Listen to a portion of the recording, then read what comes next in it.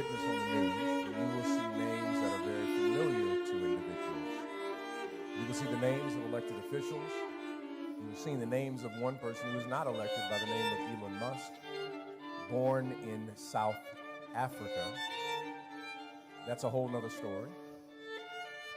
But I want to tell you about two of the puppet masters behind the puppets.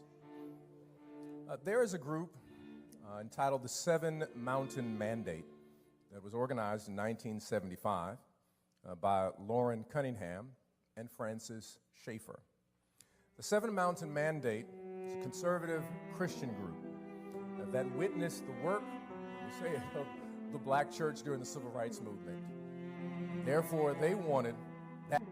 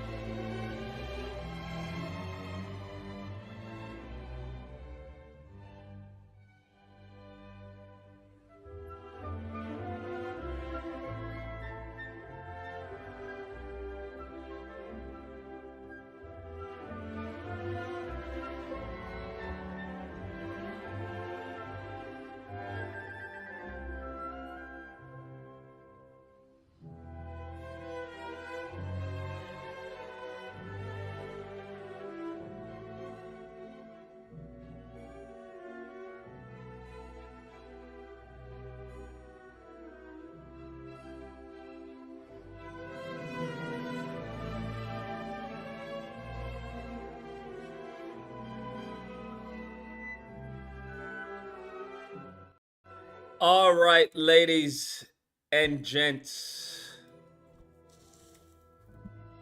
We're gonna keep it short. We're gonna keep it fast. We're gonna keep it intense.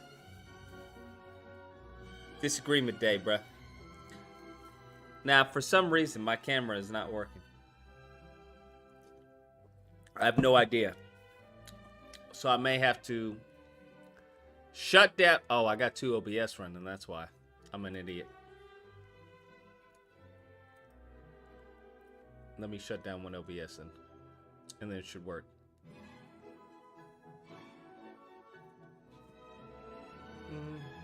Let's try it again.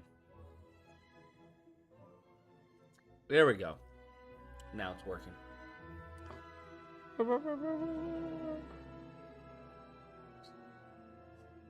Ah, lordy, lordy, lordy. How's everybody doing? How is everybody doing today? What a time to be alive. Coonin, making Coonin cool, bro. Never thought I'd see the day. Cut the music. Never thought I'd see the day, bro. Making tap dancing cool.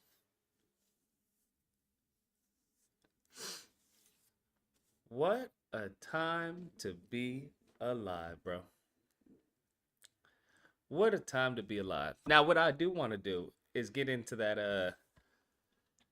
that Marvel Rivals and see if the Thing is any good.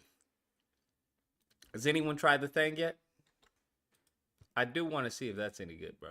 If he's any good, because I'm like, the game has been it's been kind of meh for me right now.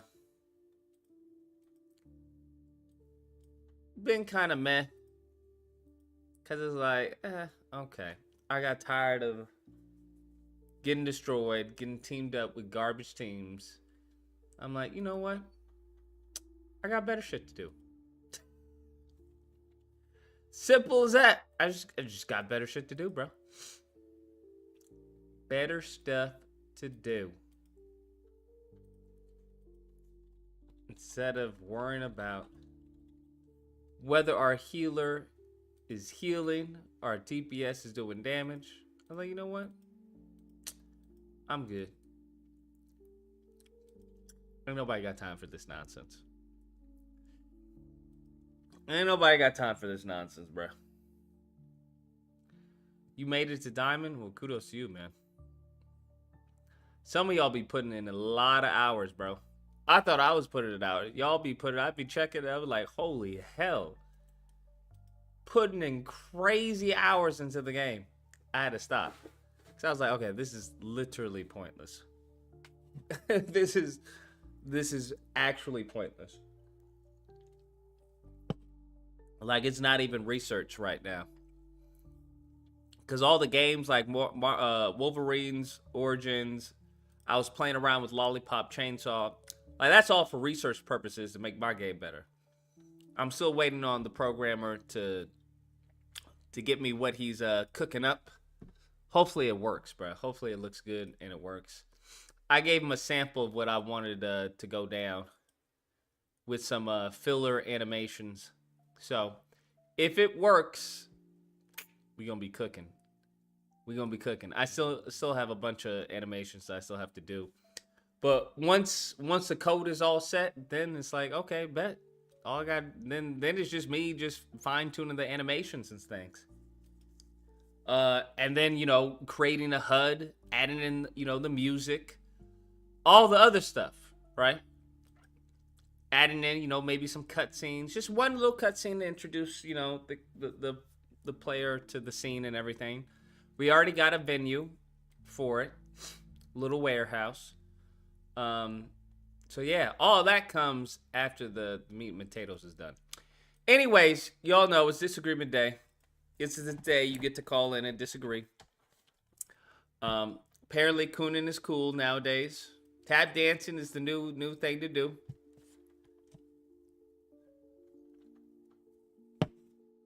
The federal black agents have trying to make it cool, bruh. They trying to make people, they try to make it seem cool. Oh, you tap dance? I tap dance too. Oh, okay, cool. Let's bet. Frederick gifted 10 memberships. Hot damn. 10 memberships, Frederick? Goodness gracious.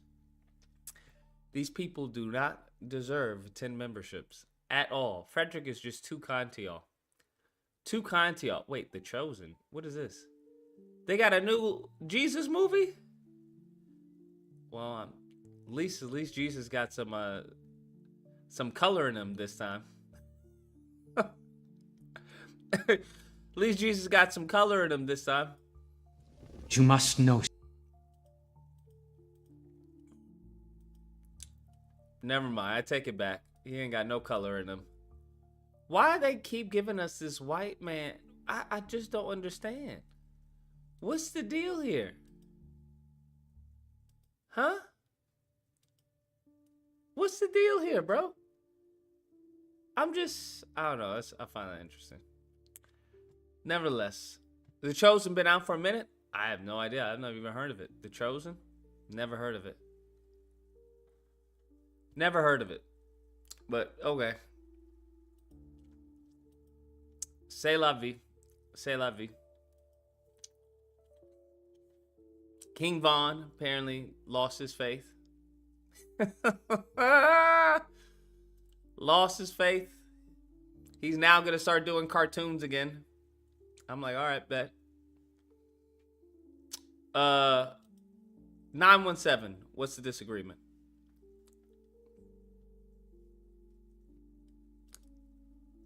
(917). Hold on, maybe my settings are messed up. Cause I can't hear anything. Can y'all hear anything? Let me see. Audio. Damn it. I can't hear nothing. Oh, it's towards my controller. There we go. I can hear you now. Holla. What's going on, man? How you, bro? I'm still alive, hanging in there. That's right. That's all you got to do, bro. It's Friday. It's good seeing you. How was your week? Hey, no complaints, man. No complaints. Kicking. Just want to let you know them drops been fire. You've been having me rolling just on the drops alone. Hey, I appreciate it, man. All right. You have a good night, bro. I'll talk to you later. One. You as well, man. Take care. He sound like he about to have a good Friday night, bruh. He about to have a good Friday night. You know what's a good Friday night for me? Man, wifey about to bring home groceries. That's a good Friday night. Wifey about to bring home groceries.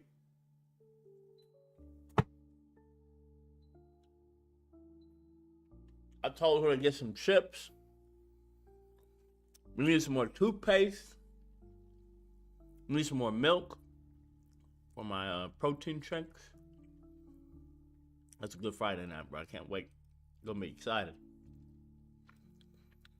Warden says, you know what the deal is, Lucas? White people will never accept that Jesus is described as black.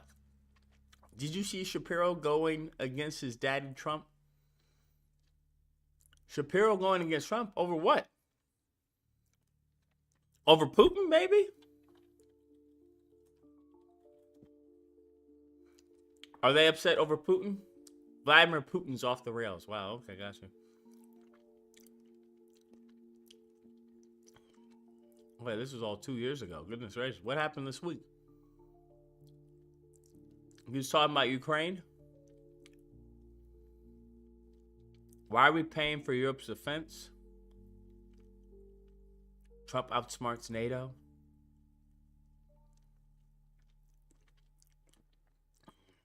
Who is doing his fucking thumbnails, bro?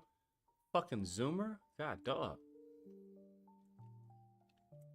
What happened? Are they insane?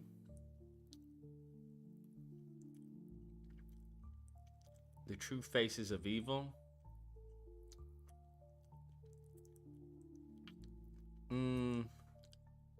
What is this, man? These thumbnails are like really fucking creepy, bro. Like it's like a I don't know. It's like really freaky. Like seeing an angry Jew just looking at you, man. So, yesterday... And it's like, it's nothing compared to, they've like lightened him up and everything. DEI Jesus. Honest question. Do we need a Luigi for the black community for all these raccoons? Yes. I've been said that, bro. I've been said that. But that's not going to happen. I've been said that. That's old news. People have said that before me, bro. People have said that before me. Farrakhan even said that. If I'm not mistaken. Yeah, but it's not. I'm not going to say it's not going to happen. I have yet to see anything be a catalyst for it to happen.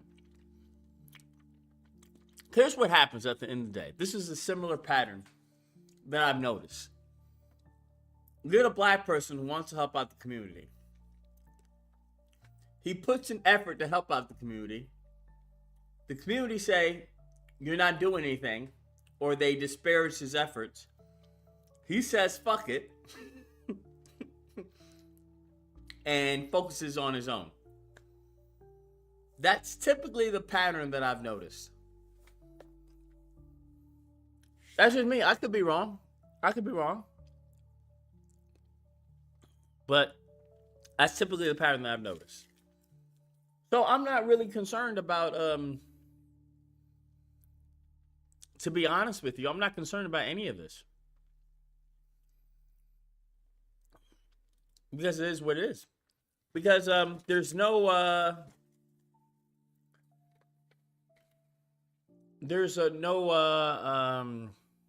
catalyst for said change. They're just not. Mofos is too head up their asses to do anything. And the people who actually have the sway in the community, they don't care. They're just looking to line up their pockets. So it's like, what's the point? I'm just saying, what's the point?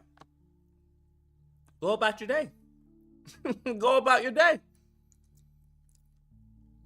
And this whole concept, which I would say is very much an anti-black mindset, is, you know, get yours, I'm gonna get mine. Why are you worrying about me? Worry about you. And it's crazy because the same people be quoting the Bible, be talking about, well, I'm gonna get mine, you get yours. I thought we were supposed to be our brother's keeper. What happened to each one teach one? But it is what it is. Instead, Negroes are more happy with statues, bro. They more happy with statues, bro.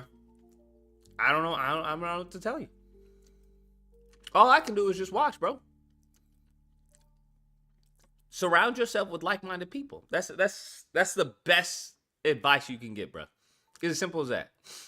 And unfortunately, if those like-minded people are not black, it is what it is.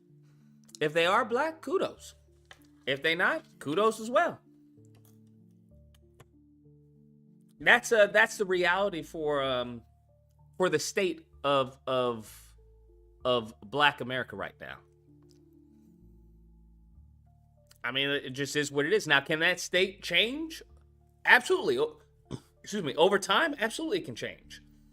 Let's say at the end of this 4 years, like, black people are in great despair. Absolutely it can change. Absolutely. But do I see that happening? No. Not anytime soon. Not anytime soon, especially with the COINTELPRO that's going on. Especially when you got Negroes talking about, oh, we not like them. And they talking about other black people. When you got black people fighting other black people, I mean, it's not going to happen, bro. It's just not going to happen. And every other group of people know that. Latinos, they know that. They like, hey, as long as these Negroes is fucking fighting, bro, we going to swoop in and take office. It's as simple as that. Simple as that. As long as you got Negroes talking about, you know, sit on the couch and stuff when it comes to election time, but like, whoa, what are you doing right now? What are they telling people to do right now? That's the question. That's the question. What are you doing right now? Have you looked up as far as your senator You're Republican. You're well, not you're Republican, but you're representative. Do you know when the midterms are? Do you even care? Most people don't care. That's what I've realized through this whole experience. You all know I've gone through a crazy metamorphosis, right? A crazy change. What I realized is that these mofos don't care. Like, white people, they care. They genuinely care, bro. They genuinely give a fuck. Genuinely, right?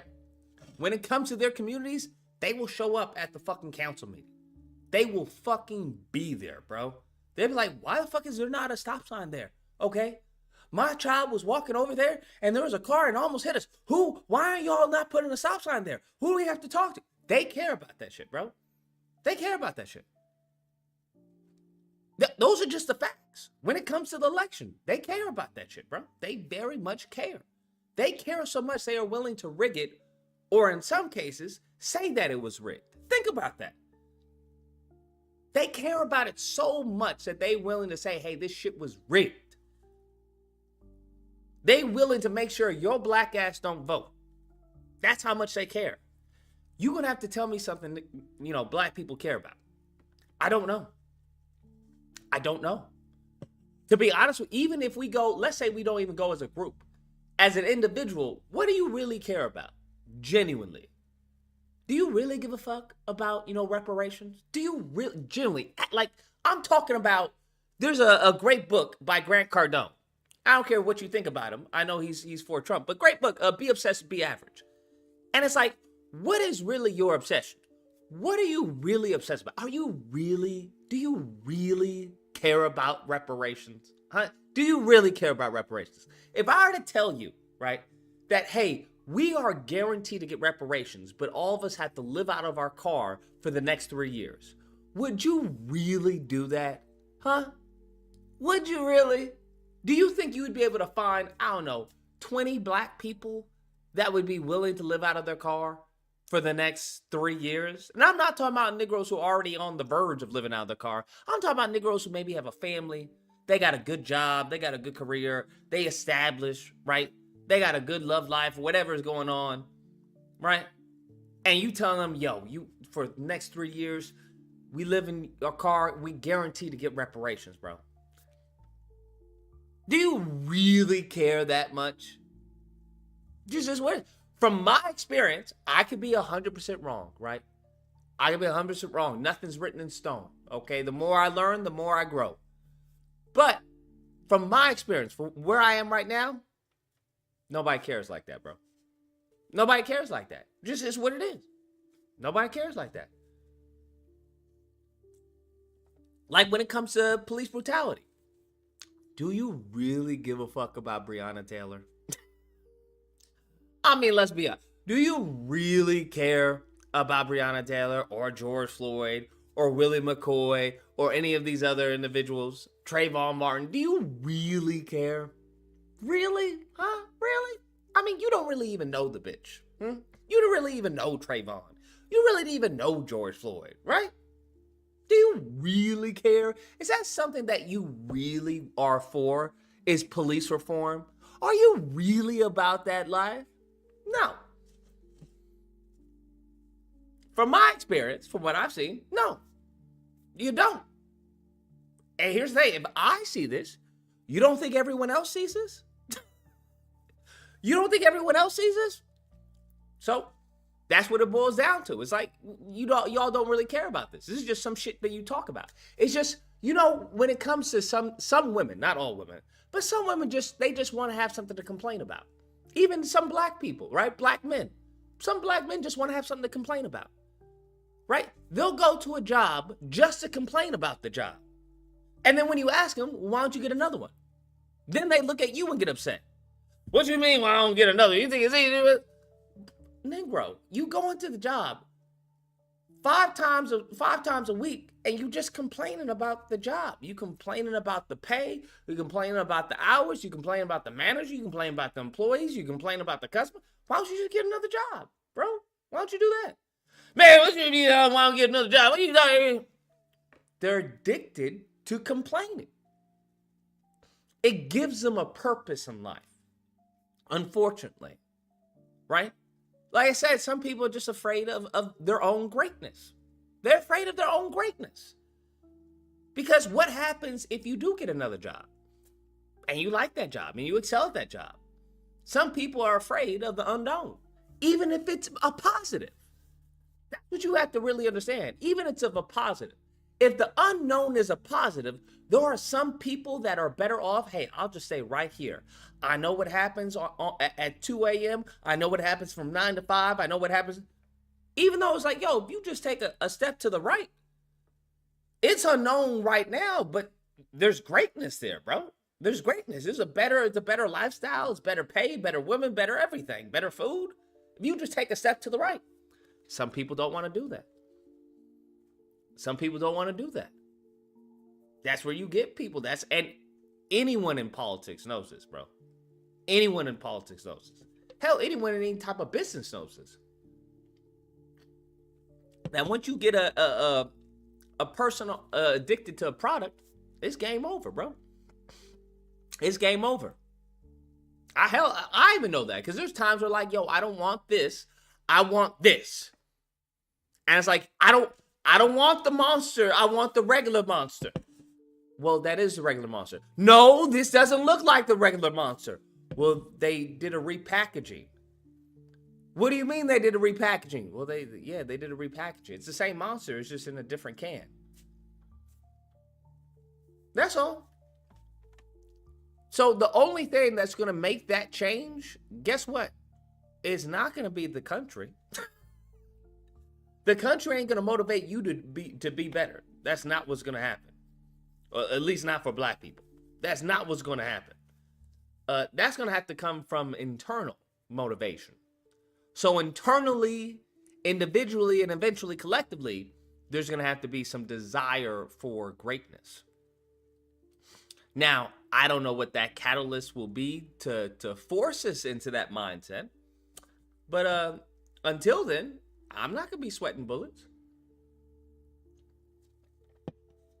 I'm not going to be worried. Frederick says, call Mario and Yoshi too. Maybe even Bowser and Peach. I hear you, but now we got Kash Patel as the director of the FBI. I don't know, man. I don't know what's going to happen. I really don't know. They may just say, hey, all gang members are terrorists. Then that's really going to be fun.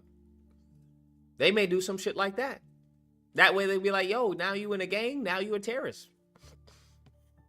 Then the black neighborhoods are really going to be a fun place to be at. It's going to be real fun. But Lucas, the statues are tangibles. Yeah. Exactly. They tangibles. The statues are tangibles. Correct. Exactly. Fundraiser says they were cheering about a Mamba statue in California with no tangibles. Knowing they had black people who voted against reparations is crazy. Here's the thing. I can't be upset. I can't be upset at Democrats or Republicans. I just can't. You just can't. You can't be upset at Democrats or Republicans, just like you can't be upset at the person who does like half the work but gets the full pay. If they found a way to work the system, it is what it is. I don't know what to tell you. If they can, as far as give you, if I can give a black person, like, listen, excuse me, check this out, Negro. Look at this. This is a pick.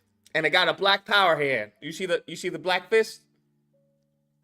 It's got a black fist. Look at this. I'm going to give you all, every black person right here is going to get one of these. It's going to get one of these.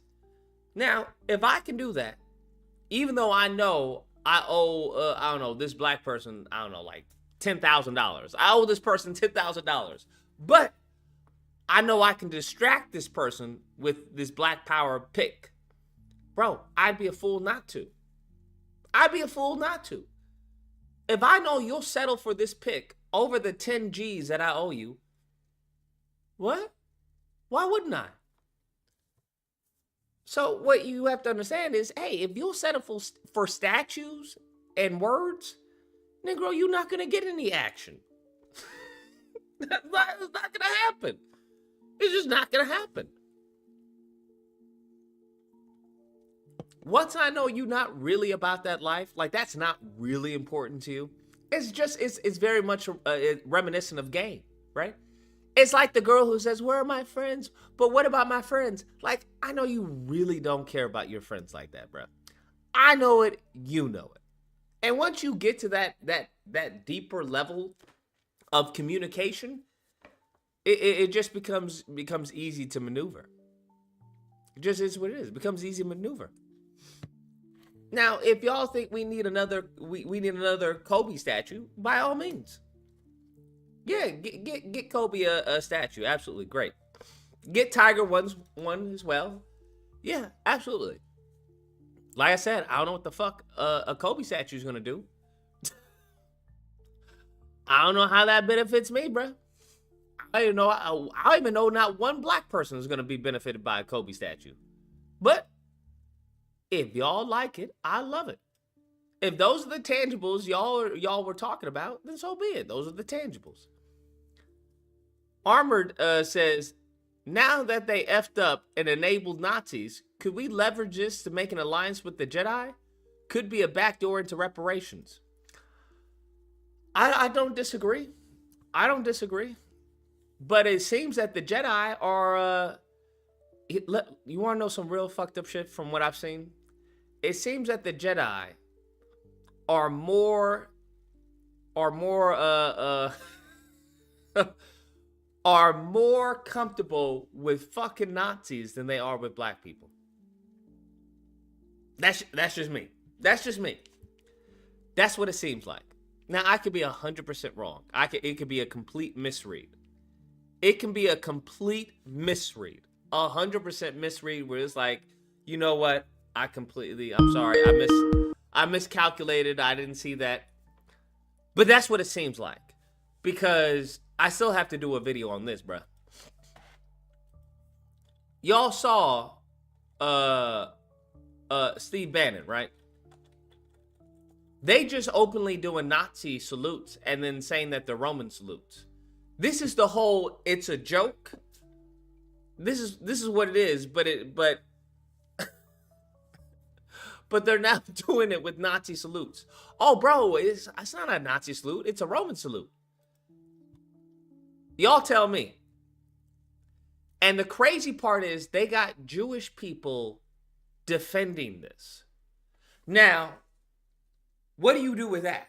If you're telling me AIPAC is defending fucking Elon Musk doing a Nazi salute, what the fuck are you gonna do? Huh? What the fuck are you gonna say? What can my black ass say? My black ass can't say anything. We got AIPAC. We got literal AIPAC saying, that's not a Nazi salute. What? Oh, fuck. Then I don't even know what to tell you then. They co-signing this. Check this one out. Now, you tell me. Now, they tried to explain away Elon's one, talking about, oh, he was giving his heart to the people. He gave his heart to the people. And then they realized nobody was buying that. Well, it was a Roman salute. It was a Roman, that's what it was. It was a Roman salute. Okay. You ready? The hardest, toughest days are ahead, folks, but you know what? Riyadh, Berlin, Beijing, Moscow, the city of London, right here. This is not beatable.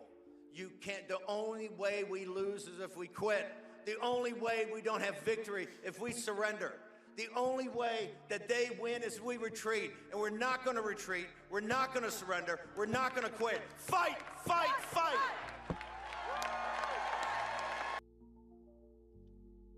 You tell me what that is.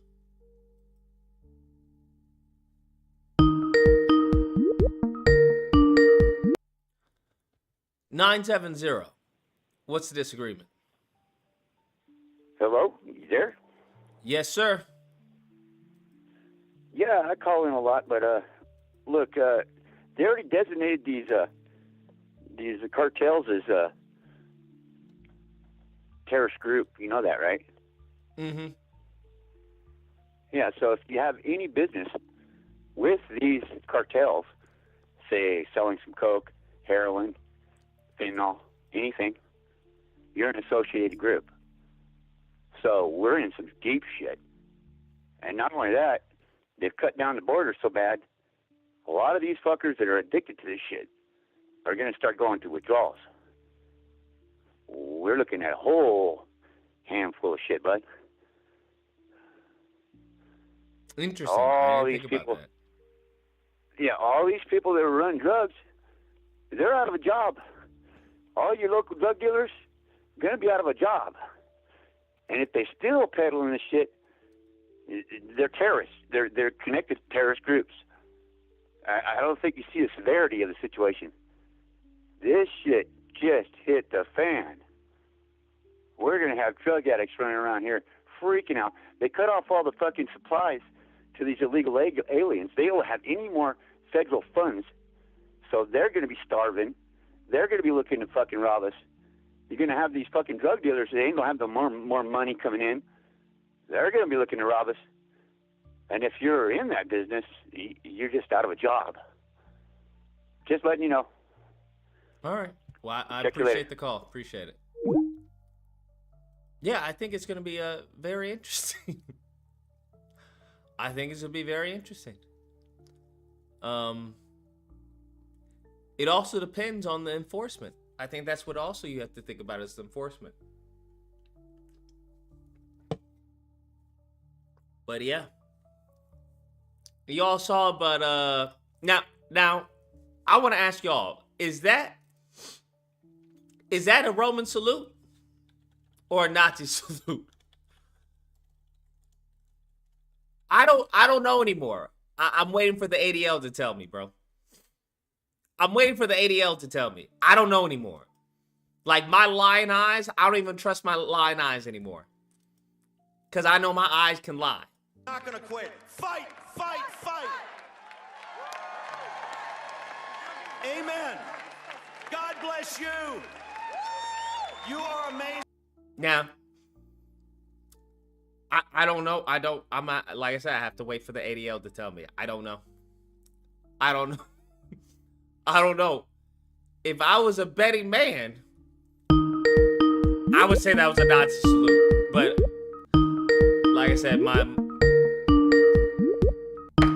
don't know.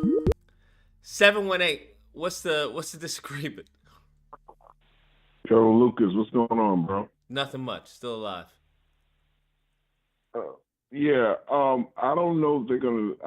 That guy, him doing that, he didn't put it on his chest, so they're probably not going to say that was a Nazi salute. But I'm not gonna lie, with him saying fight, fight, fight, and then doing that definitely looked like something not good. But he didn't So, put his hand on his chest, so I don't know how it would be a Roman salute. Yeah, it wouldn't. I don't know what's going on, bro. I really don't know what's going on. Like, I got into an argument today with somebody, and he was talking about Jasmine Crockett. You saw how that talking about how the lady threatened Jasmine Crockett, and Jasmine Crockett. And he said, "Oh yeah, Jasmine Crockett was outside crying." I said, "Stop lying. No, she was not. She was not crying, and she was not scared of that lady." You know, a fat white guy that don't even know nothing, no better. I'm like, you guys are so fucking stupid. I'm like, oh, I see. Because I'm in Pennsylvania right now for trucking, and I'm like, oh, I can see why now this guy won. Y'all dumber than shit. And then y'all really stupid. Y'all really believe half of this shit. Oh, she was telling us, like, oh, you can't tell somebody that works at McDonald's that $5,000 wouldn't be useful.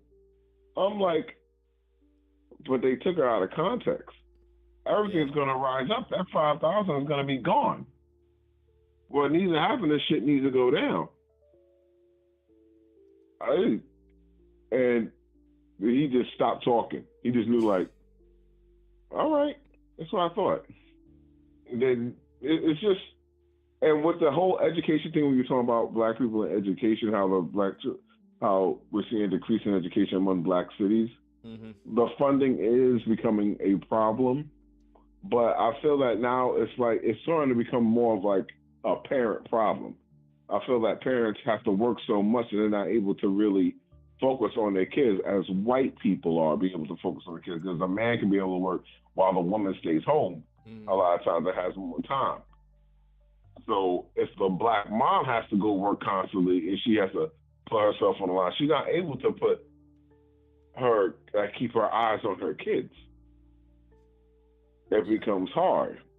Yeah, there's a great book about that, where it goes over the tax code, how the tax code was written not to benefit us. It's not meant to benefit any working family. Like if the mother has to work and the dad has to work, and that's what white people too. They don't realize it. That affects you too. That you have to pay more in taxes.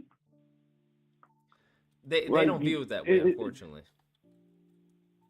They're okay with paying it. I just don't understand. And I'm literally hearing, like I'm watching these guys who are truck drivers, this and the third. I'm listening to them getting more aggressive with some black people and all that stuff. And I'm listening to some of these guys, and I'm just hearing some of their words. I'm like, y'all really don't get. Y'all have so much faith in billionaires. You say, oh, he's finding all the fraud. 2016, this man was taking money from them, and it was specified about how much money he got from the American government. How about he expose how much they gave him? And I bet you Elon won't expose that. I don't know. And dealing with the coons, it's easy to get. If you don't have much, you're always trying to be a pick me. Because society looks so bad at you, so you want to act like you feel like you want to, like I'm better than them. I should deserve this. So you're gonna step on other black people's head and think that's okay. There's a lot of pick-me's in the world. Not just female, but there's also with the men too. Pick-me's, and they do pick-me's for the white man. Like, please, white man, pick me. I'll be a good old boy. And won't even try to, and at least they won't even try to be sneaky and portray the white man. They'll just keep on gobbling him down. Like, and I'm like, bro, your throat don't fucking hurt from all that? He damn near has your foot coming out your ass. Stop. And they just don't get it, and they don't care because they're seeing their money go down, and then you're just destroying your own people. So they don't care about that. They don't care. And me living in a white neighborhood, you are right, because they definitely take that shit seriously about taking care of their own neighborhood. But when you have a family that's working, and a lot of these motherfuckers work from home. And I feel like they're gonna feel it the most. What's gonna happen with this person? Because once you have these wealthy people who work from home start complaining and realize that they can't do this, they can't do that, it's going to come a trickle effect where now like black people are going to be like, well, we've been telling y'all that we need help and telling y'all that there's a problem, but now it affects you. You want help. We need something in exchange. We need something in exchange. I don't know what the end game is.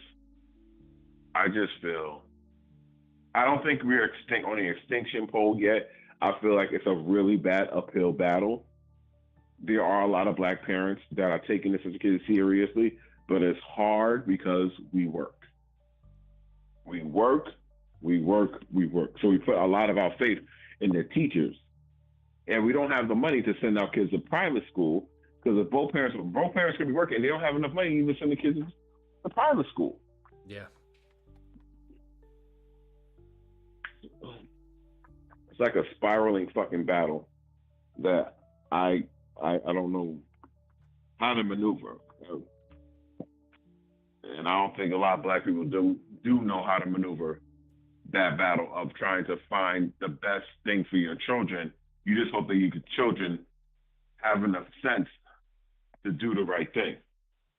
Where white people, they coddle their children to do the right thing. Like they're able to guide them. So Oh my gosh, it's kind of sad. It really is. And there was one more thing I had to tell you. It was definitely on my mind. Oh my gosh. Oh, I'll remember later and I'll tell you. All right, sorry, Lucas. All good. Stay All right, safe. later.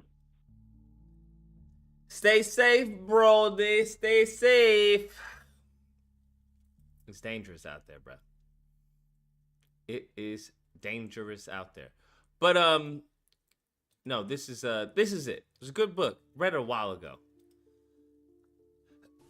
And now, because the tax system is written for she was talking about how it was written to maintain white wealth, because white wealth, there was a man in the house and the woman didn't work, right? That wasn't typical of black households. Black households, they had typically, you know, both parents were working.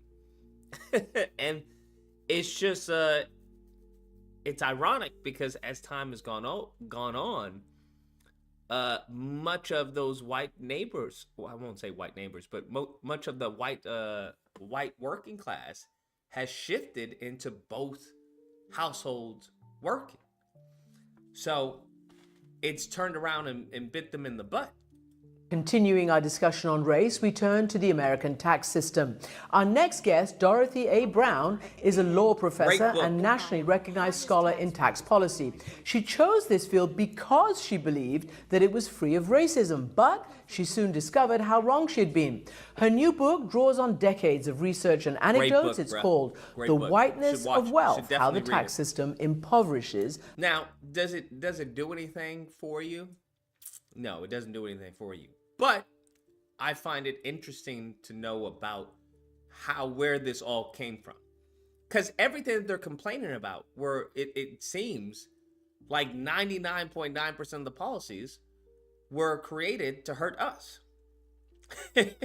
As time has gone on, because they're so fucking stupid, because of their racism, that it's the whole Lyndon B. Johnson quote, where they're screwing them over, but because they make it, well, we're screwing them over too. It's like, oh, well, as long as you're screwing them over, okay, cool, I don't mind being screwed over. Now, it's slowly, there's some overlap going on. And it's like, okay, now we're both getting screwed over. Do you now see it? Do you get it now? It's hilarious. Black Americans and how we can fix it. And here she is explaining to our Michelle Martin just how it works against black people. This conversation is part of our ongoing initiative about... Thank you so much for joining us. Thanks for having me. So, Professor Brown, I was so looking forward to... That's what I'm saying. The only people who are going to stop this are non-black people. That's it. Non-black people are the only people who are going to be able to stop it, bro. White people, Asians, those are the only people who are going to be able to stop it, bro. They're going to have to put their foot down and be like, yo, enough is enough. This is bullshit. That's it. Frederick says, didn't you plan to cover a recent interview of Elon's? Recent interview of Elon's. No, it wasn't an interview of Elon's. It was the fact that he was talking about people are gaming the community notes. Elon is so fickle because you have to understand the reason why he removed the likes is because we saw that he was liking fucking porn. That's why. And the porn was an Asian chick talking about milk your little penis. That's why Elon turned off the likes. Y'all do know that, right? Then it came to, free speech, right? It was free speech absolutist. Y'all don't remember it? Trayvon, stop it. Y'all don't remember that? Everything this man does is just from his frail ego. Frail ego. His fragile ego, bro. That's the reason why we don't have, you can't see people's likes, bro. This is what, because people are like, wait, hold on, what? This is what he liked. This is his likes, bro. This is why the likes disappeared. This is why the likes disappeared. People fucking screenshotted it. They caught him in the act. So now the likes disappeared. Then it became the free speech, right? Free speech, free speech. That is until people started boycotting the platform due to fucking Nazism, right? Then all of a sudden he started to kowtow. He went to Israel. The ADL, he started to say, supported the ADL and said, hey, if you put, river to the sea, we see that as genocide and that's not allowed. If you say that you want to decolonize, that's genocide and that's an act of violence and that's not allowed. So freedom of speech, that went, right? Most recently, his own community notes was community noting him, right? Because he was talking about, the reason why the astronauts are in space is because it was political. The community notes were like, nah, that's not true. They've been in space, and the reason why they're still in space is because they were scheduled to be on this next plane, this next spaceship to Earth, and yada, yada, yada. So he's gotten community noted multiple times. So what does he say? He says, well, I'm going to make a change to the community notes because they're being gamed by the government and politics. I kid you not. This is what he said. Let me see if I can pull it up. Bro, this is what he said. Bro, what is this? Hold on. Press and hold. Why do I have to press and hold to confirm I'm not a fucking bot? This is dehumanizing. Absolutely dehumanizing. But this is it. Musk says X community notes increasingly gamed by governments and legacy media. But this is what we're dealing with, bro. This is what we're dealing with.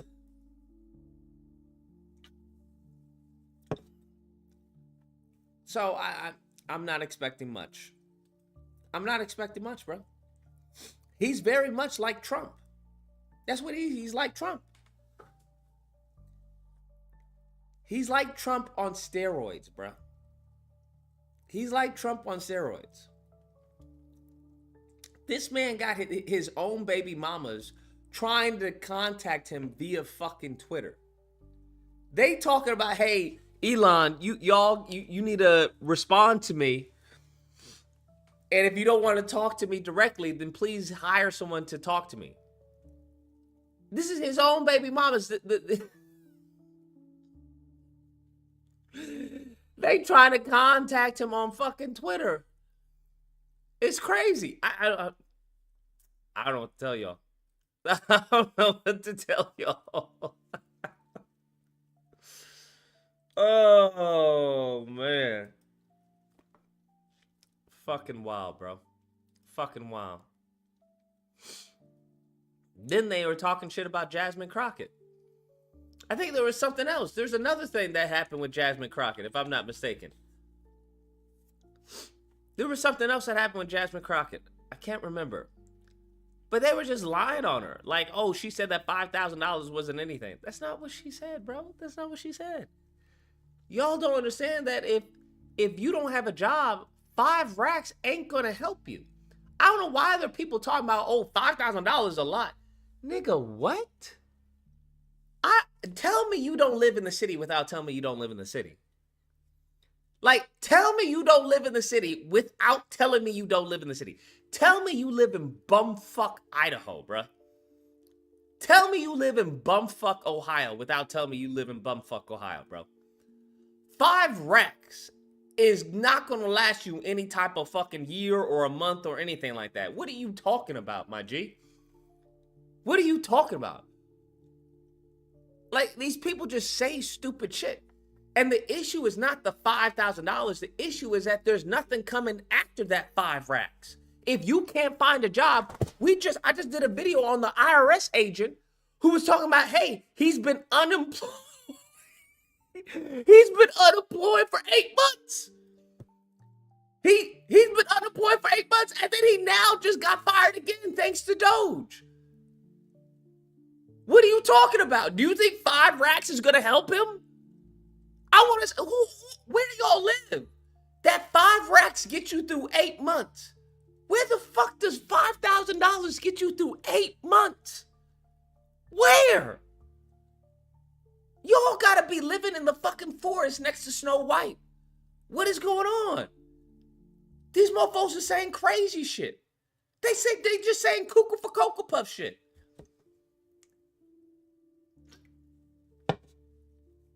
It's like fucking insane, bro. It's insane. And if you don't think they're gonna start looking towards unemployment, you're crazy. You're crazy. If you think they are not gonna be slashing away unemployment benefits, you are actually out of your mind. You're actually out of your mind. Like you have an ass for a brain. You got butt cheeks in your skull. That's what you have. So what they plan on doing is not only fuck you out of a job, right? Call it fraud, call it waste, fuck you out of a job. But then they plan on hiring H-1B workers, slashing the unemployment that you get because you're fucking parasite class. Remember that. Anybody who's on any type of government subsidy is a parasite class. That's how they view you. Bro, there is a video. I was gonna a video on it. I just never got around to it. I'll probably maybe put it out tomorrow. But there's a video of this person calling in. It's an elderly person, and he's talking about how, you know, his medicine went up. One thing you have to understand is, yeah, it's funny, all the people who voted for Trump and then get fucked. That's always funny, right? But you also have to understand that it's not funny for those who didn't vote for Trump and still get fucked. That's not funny, right? So I think people, we see this with Fox News, with Jesse Waters. It's all fun and games because they think they're owning the libs. That's what they've turned to the Republican Party. Just brain dead, brain rot, own the libs, own the libs. And it's like, yeah, but what happens when your friend loses their job? How does that own the libs? Now all of a sudden you want to be more humane with it, right? Now all of a sudden we should stop being so callous about people losing their jobs due to Doge and whatnot. And it's like, these people are pieces of shit. That's what they are. They're pieces of shit, and hopefully they go to hell. That's my belief. Armored says, according to Elon's ex-wife Grimes, he has a botched penile implant. That's crazy. That's insane. Well, apparently it can't be that botched. He fucking impregnated fucking St. Clair.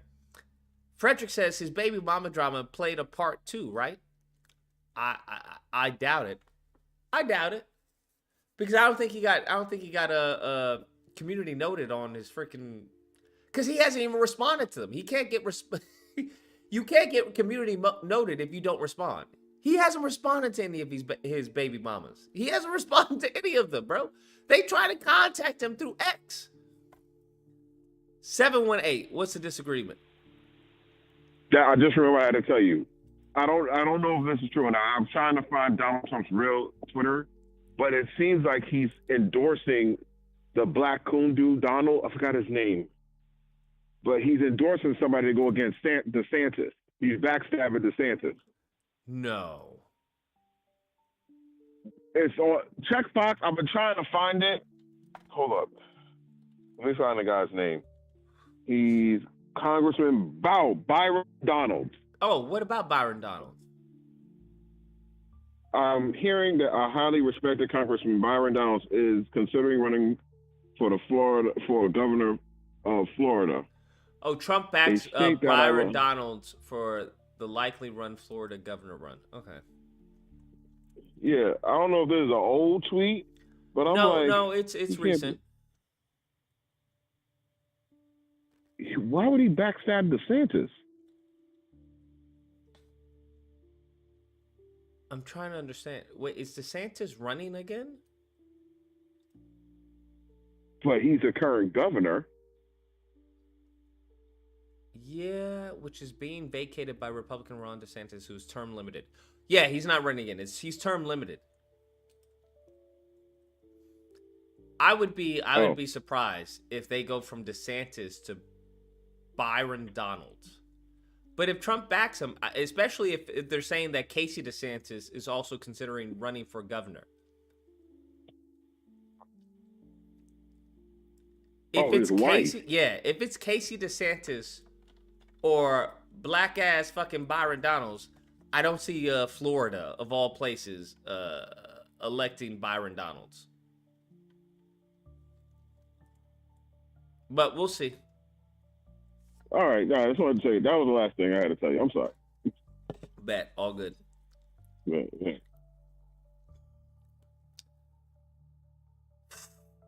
Lordy, lordy. Armin says Elon is the only deadbeat African American dad.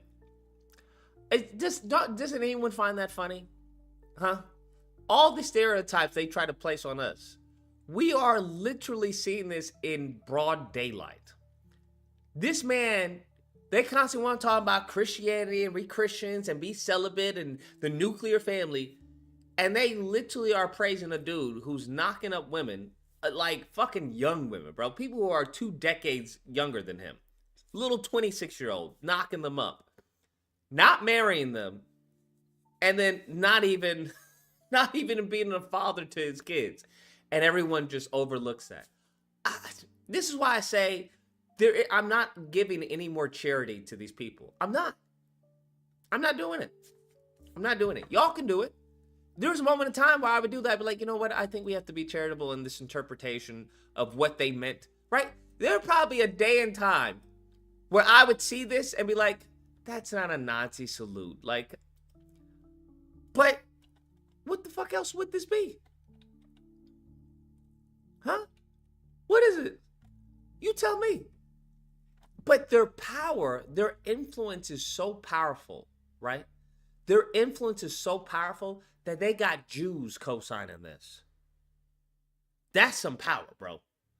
That's some motherfucking power. You telling me I can do a Nazi salute and have a Jewish person say, that's not a Nazi salute. Excuse me. Wait, what? Bro, that's power like I haven't seen. I'm not gonna lie. I haven't seen that type of power, to be honest with you. Like in modern times, I haven't seen that type of power. Like overt, blatant, disruptive power. Where you doing a Nazi salute at CPAC and you got fucking ADL and Jewish people, Ben Shapiro, saying that's not a Nazi salute.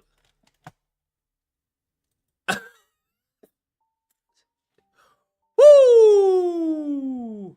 That's one bad mofo, bro. I'm not gonna lie. That's a bad mofo. MP says federal employees don't pay into unemployment, so the feds pick up the tab. Ah, bet.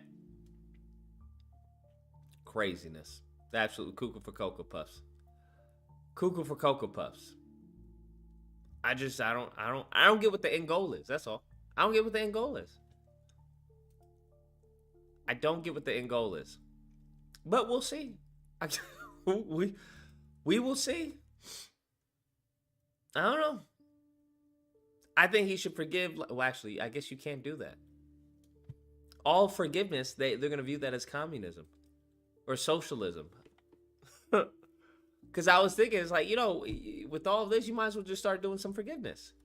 If y'all got debt over this amount, we're going to forgive you. Will you cover the Umar interview by Siari? I don't know who that is. I'll check it out. Armored says, to amplify your point. What is this?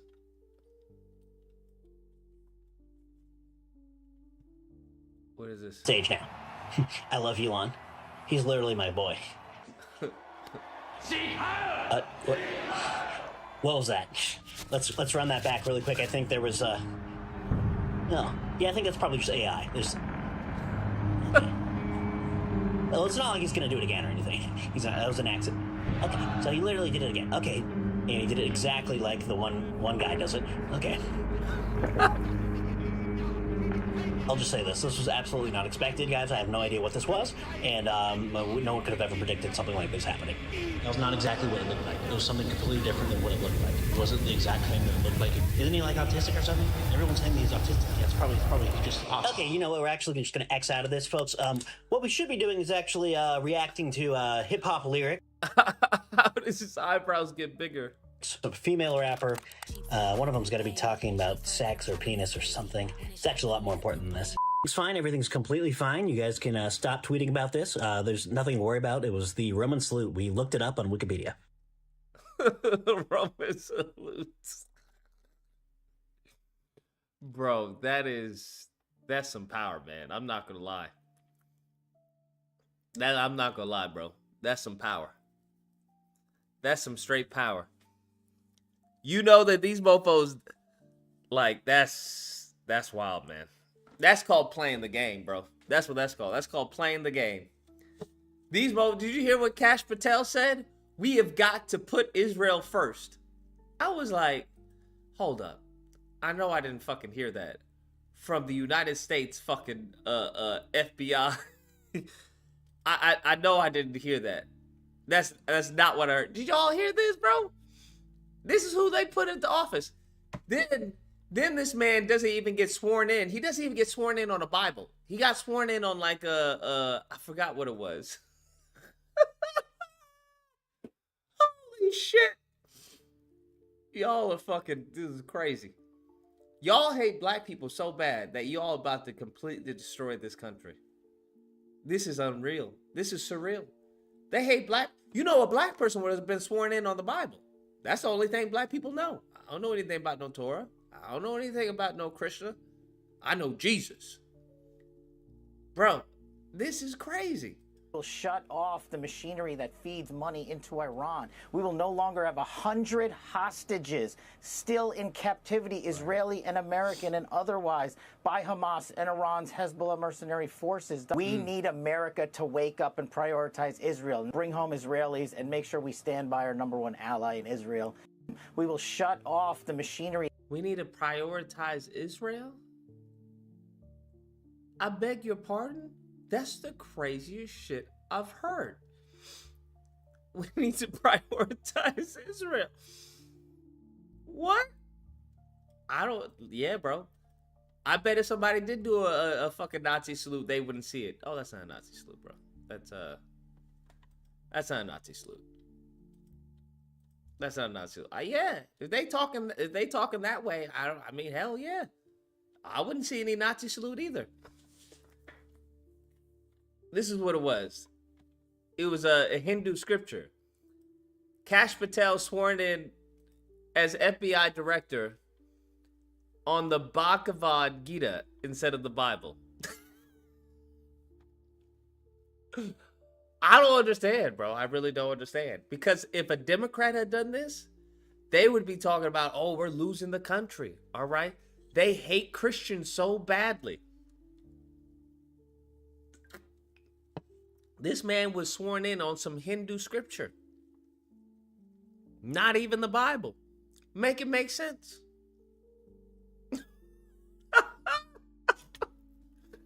This is truly something else. This is truly something else. I'm not gonna lie. This is truly something else. They are willing to give the country over before they're willing to, I don't know, just not be racist. Bro, the comment sections were talking about they're gonna turn the FBI into a fucking call center. I'm like, y'all really have problems, bro. Y'all really have fucking problems. Y'all got some serious fucking issues, man. And conservatives said nothing? No, they said nothing. They said nothing, bro. They said nothing, bro. Is that not crazy? I think that's crazy to me. That's absolutely insane. Can you imagine someone being sworn in on anything other than the Bible and conservatives, Republicans, not saying anything? Wow, that's a new one for me, man. Not gonna lie. It's a new one for me. New one for me. But they were all okay with it. They were all okay with it. Like I said, if they like it, I love it. If they like it, I love it. I don't know what to tell you, bro. It's pretty wild. It's pretty wild. But it is what it is. We got Negroes who are happy over statues. FBI director saying we need to make Israel a priority. Yeah, it sounds about right. This sounds about right. This sounds about right. I'm very curious what he's going to do as the FBI director. Because y'all know the last FBI director said that white supremacy was the biggest threat to the country. Y'all know that, right? They're like, hey, extreme, the most extreme domestic type of terrorism is this, white supremacists. Oh, we not going to get any more of those reports. Those reports are long gone. I hope everybody understands that. Those reports are long gone. You definitely not going to get any of those reports.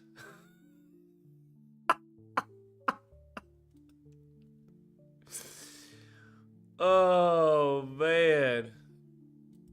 Absolutely wild, bruh. This is just, this is something else, man. This is something else. But, hey, it is what it is. Let's go back to this conversation, but to be honest with you, dreading it at the same time, because the more I read, the more infuriated I became. True DEI hires can't drive planes. DHL plane crash. Oh, I just find it funny that all the, the people who've been crashing these planes, they haven't been black pilots. Does anyone find that hysterical? Am I the only one who finds that hysterical when you had these fucking racists talking about, well, I'm afraid to go on a plane if it's a black pilot because I'm afraid they may be a DEI hire? And then God was like, that's how you know God is black, bro. That's how you know God is black. God was like, okay, bet. All these planes just start crashing. Not one fucking black pilot, bro. Not one fucking black pilot, bro. Do you understand? They had these goofies up in the fucking White House celebrating Black History Month with a person who blamed the plane crash on DEI. You couldn't pay me to be at that White House, bro. You couldn't pay me to be at that White House. Couldn't pay me. All right? Couldn't pay me, bro. Couldn't pay me to be there. Well, it could be DEI. I don't know. We don't know yet. It could be DEI. All right, got you. Seems like we're starting to get a glimpse at who the real DEI is. That's what it seems like. We're starting to get a glimpse at the real DEI. I just don't get it, man. I don't get it. It doesn't make sense to me. I have been aware of your work for years. It's very unique. You're one of the very few people kind of looking at the tax implications or the racial implications of the tax code. And the more I read, the more infuriated I got. And I just wondered, did you have that reaction when you were doing the research? Absolutely. And one of the goals in my book was for you to react exactly the way you did. So the research showed me that no matter what Black Americans did, when we engaged in the exact same behavior that white Americans did, tax policy advantaged white Americans and disadvantaged Black Americans. So let's talk through it, because one of the things, walk me through it, because one of the things that you point out in the book is that some government policies are intentionally discriminatory. At least they have been intentionally discriminatory, like Federal Housing Administration housing loans. I hope by now that most people, educated people, realize that this program was intentionally discriminatory against Black people. That's where the term redlining comes from. But you're saying that's not true of tax policy. In fact, the IRS doesn't even gather information by race. So why do you say that it heavily advantages white people and heavily disadvantages Black people? Other groups too, but Black people in particular. Walk me through it. And why don't we start with the example that came from your parents when you started doing their taxes? Every year I did their taxes, something seemed off. They combined made about as much money as I did by myself. 518, what's the disagreement? Yo, man, it's not. Yo, what's good, man? Dread, man. Not much good? of a disagreement, but like I'm just more tight. Like, yo, don't jinx us like that, bro. Like, don't jinx us like that. Like so far, what? none of us with the airplane shit. Like so far, none of the pilots are black. But goddamn, don't let one of them be black, bro. Oh, one of them is black. We come to find what is black. Oh, it's game over, bro. It's game over. That's what I'm saying. Like that's what I'm saying. Don't jinx it. Like, you know what I'm saying? Fair enough. But that's all I'm trying to say. Like, yo, and the funny thing too, with these whiteys and shit like that, right? They voted in Trump and everything, and it's like, oh yeah, like, you know, he gonna do all this, he gonna do all this, he gonna do all that, and it's like, it takes me back to like I think I was like in the 6th or 7th grade. I was like in junior high school. And I had a teacher, like, had a famous thing, like, you know what I'm saying? It always made me laugh. It was like, you point your finger at somebody. It's like, cause y'all in the ocean, like, you know what I'm saying? And the person is a boat. You see the person in the boat. and like, oh shit, you thinking, ha ha ha, you point your finger, you thinking, ha ha ha, and you in the same fucking boat. It's like you a dumb motherfucker. It's like, so like, yeah, let's just all sing together. That's all I got to say with that one. That's the mindset that they have. And that's, I don't know, that's a scary mindset. Like, I'm not going to die, even if I'm in a boat with somebody that I hate. I'm not going to be like, you know what, fuck it. I'm going to die too with you just to get you. Fuck? Yeah, I'm unaware of that type of hatred, bro. That, brother, that is sick. That is a sickness that I can't even describe. Like, I don't even know how to cure that type of sickness, bro. Yeah. Like I said, you're pointing your finger, laughing. Yeah, ah ha ha, you're thinking. And we're in the same fucking boat. What do you mean I'm thinking? We're thinking, you dumb fuck. We're sinking. Like, yo, I think what's gonna happen, I think there's gonna be an uproar of white Americans, bro. I think that's what's gonna happen. Bro, that's what's gonna have to happen. They gotta have to realize they got bamboozled.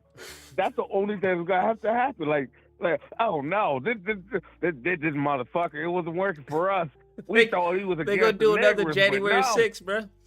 Except this time they're gonna try to get him out of the White House. Bro, they were like, hey, Donald Trump. Hey, Donald Trump. Hey, Donald Trump. That orange motherfucker. They not built like this. They can't be getting fired like this. They can't be getting fired like this, losing their benefits. They're gonna lose their fucking minds. Mark my words. I might be on some crazy shit, right? But they might disown Trump to say he was orange. We white people, we'll never pledge allegiance to another orange man again. White power. Yeah, him painting his face showed that he was more in line with the blacks, not us. No, yo, bro, he was more in line with not even the blacks. We thought it was the blacks, but it was more in line with the tans. He was the Indians. The Indians, you know, the tans. Oh the Viveks and all those kind of guys. Oh, my God, bro. Yeah. Bro. Yeah. And then the sad part is still, what do the MAGA monkeys have to say? The MAGA monkeys. They still lifting the dust. Like, you know what I'm saying? Bro, but they coping, though. They coping because they're getting statues. I couldn't believe that, man. I can't believe that one. All this talk of reparations and tangibles, these mofos is like, well, we getting statues of Martin Luther King. He didn't even mention Malcolm X. That's the funny part. I mentioned him. He didn't even mention him. Of course not. Of course not. Of all the people that should get a statue, yeah. And then, you know, they always leave out Huey P. Newton, too. They would never give a statue to him, bro. What are you talking about? No, but Huey's, oh, my God. Huey P. Newton and Bobby Seale, yo, them two men, oh my gosh. Never. The greatest. Never. Bro. Would never. Who are the greats? And of course, you got to pick up Marcus Garvey and Malcolm X, and even Martin Luther King. Of course, you got to pick them up. Wouldn't happen. Still, like, you can't even get it. They don't even talk about a Huey P. Yeah. Huey P. Newton is one of the greatest, bro. I ain't gonna lie. When I found out about Huey P. Newton, that's what made me start. That's actually changed my life, bro. Wow. I ain't gonna hold you. Like, that's what made me start getting more involved and started learning about my rights and all type of stuff like that. Because I'm like, everything he did, everything the Black Panther Party did was to the law. It was all to the law. And then so it's like, so the way to describe today, some people will still see them as a terrorist group. That's so disgusting. It's like these people just follow the law. How could a terrorist group follow the law and you call them a terrorist group? Like, what? All they did was follow the law. We even got free lunch because of these motherfuckers. School lunch and all, like, you know what I'm saying? Like, all type of programs. It was because of the Black Panthers. And they try to call them a terrorist party, like a terrorist group. Like, what? Oh, man. This is disgusting. Yeah. C'est la vie. It is what it is, you know. Yeah. What will be, will be. There we go. All right, Dread. All right, my brother. Take care. Stay safe, bruh. Stay safe. Frederick says, any new updates on Kanye? No. The newest update from what I've heard was that he's no longer a Nazi. That Ben Stiller helped him not become a Nazi. Can't believe I said that shit. Just hearing myself say that is fucking crazy. 2025, huh? 907. What's the disagreement? What's up, man? I thought you said we need workers for the farms. Now you're upset that federal workers are getting released. We have workers for the farms now. The federal workers are gonna apply for farming jobs? Why don't you just send them there? They're good at living off of taxpayers' money anyways. They're not doing their job. So why not put them to actual work for the people? Absolutely. Absolutely. I don't know if they'd be willing to take that pay cut though, but yeah. Fuck them. They didn't help us. The military talks about they're so tough, but did they help the border? Did they block the border? Did they stop drugs from coming in the country? Hell no. They just as weak. There we go. Absolutely. You may be onto something. They let the alphabet run their military and just bow down to their great leaders. They don't fight for the people. You got to get off that, Lucas. These people are crazy. Fair enough. Appreciate it. Appreciate the words of wisdom. My 2 cents, y'all, says Trump removed nationwide database on police misconduct. No, he removed the database on misconduct, police misconduct for federal agents. Look at Big Dog. That's only for federal agents, not state. Nigga, this man is wild, bro.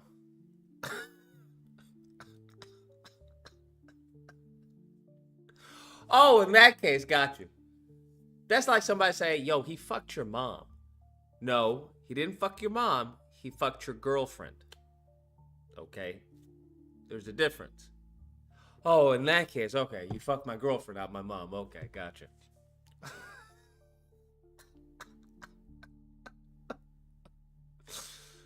That's wild, bro. That's insane.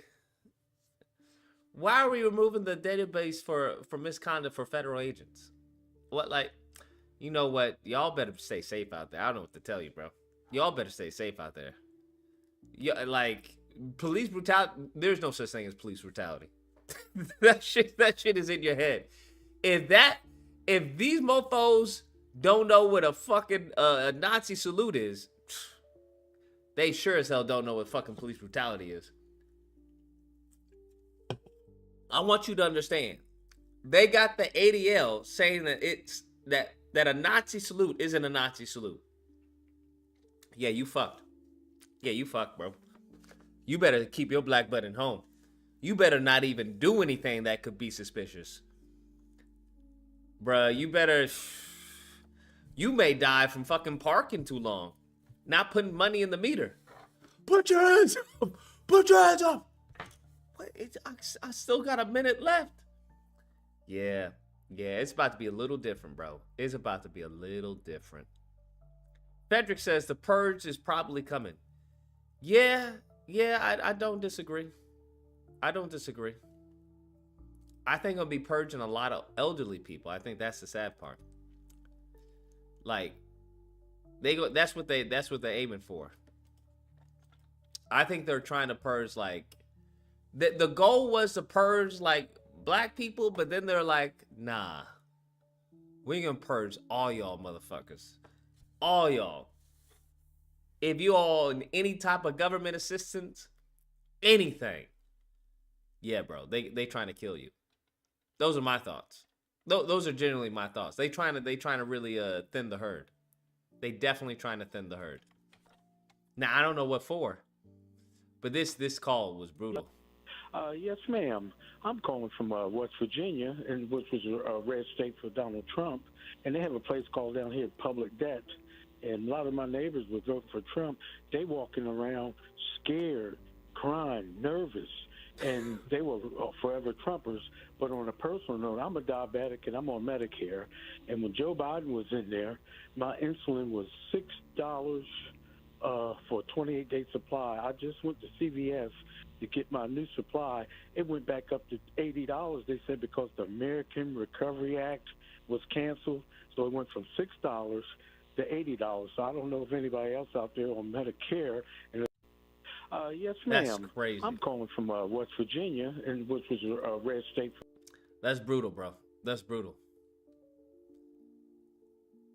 $6 to $80 is an insane price fucking gouge. That's why I'm like, when it comes to what do you call it, like rent, this is what y'all don't understand. Like, even when it comes to like rent control, like, I don't know. I think they may just get rid of all of that shit that protects any type of consumer. I think that's what they're going to be doing, bro. I think they really are going to be squeezing out like the middle classes. There won't be any middle class. They really trying to squeeze the middle class into the poor class. Excuse me. That's what they really trying to do. And in the meantime, between time, these mofos is going to be eating good. Because they're just going to be like, yo, if you can't afford it, you can't afford it. There's always someone who can. I'm like, damn. Big dog is the winter soldier, bro. We just got to find the right code. Just 6, 7, Bravo, Delta, Delta, Echo. Interman Art says, Ben Stiller's advice to Ye. Kanye, a wise man, once told me, you never go full retard. Yeah. KYB says, MAGA monkeys ride for their cult leader, though. By the time they realize they've been bamboozled, it'll be too late. Nah, I disagree. I think if they start feeling like impacts, like severe impacts, they'll fucking riot. They'll absolutely riot, bro. One thing, do you not understand how fast these mofos will flip on somebody? They will flip on you in a heartbeat, bro. They have a cognitive dissonance, right? But even their cognitive dissonance doesn't link to the fucking stomach, bro. It doesn't link to the fucking stomach. It doesn't link to their wallet either. Let me just tell you that. I don't think they're going to be going homeless anytime soon, due to Trump. I don't think so. I could be wrong, but I think by the time that a good chunk of white people start getting fucked over, yeah, there's going to be a problem. There's going to be a serious problem.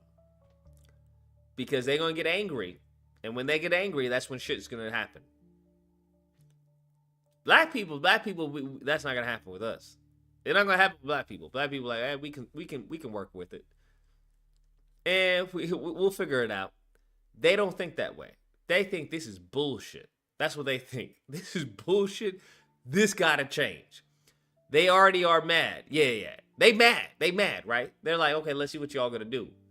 You let them not do anything, bro. You let them not do anything. Yeah, bro. We will see it January 6th. Best mark my words, bro. They will go full fucking ignorant. They don't play that shit, bro. They don't play that shit at all. These same people, they will storm up in the Capitol and fucking hang Donald Trump. That's what they will do. The same people who voted for him will go up in that fucking White House and fucking hang that man. All right? They don't give a fuck. That's what I know. They don't give a fuck. They will get a senator. They will get a congressman. They will get somebody. Somebody. It may not be Trump, but somebody's going to pay. Somebody's going to pay. You let these people start feeling some type of way. You let them feel some type of way. They'll snap out of that fucking cult real fast. That's for one thing. That's one thing. They'll snap out of that cult real fast, bro. Just like the same people who were talking about fucking back the blue, how they were fucking attacking officers on January 6th. Yeah, no, bro. They don't play that shit, bro. Once they get their programming, click, click, click, they go all in. All in. Black people don't go all in, bro. We don't go all in. What's his name say? I think it was Paul Mooney. He was like, black people play crazy. They're not really crazy. Like a nigga will play, he will pretend like he's crazy. You want to get fucking crazy? That nigga not really crazy. He knows he doesn't want to get into the fight because he's got a fucking warrant. If the police comes, he's going to go back to jail. He doesn't want to go back to jail because he ain't got nobody to call, and right, he ain't got the money to make bail, right? Like these other people, the fucking the J6ers, those type of white people, they're crazy.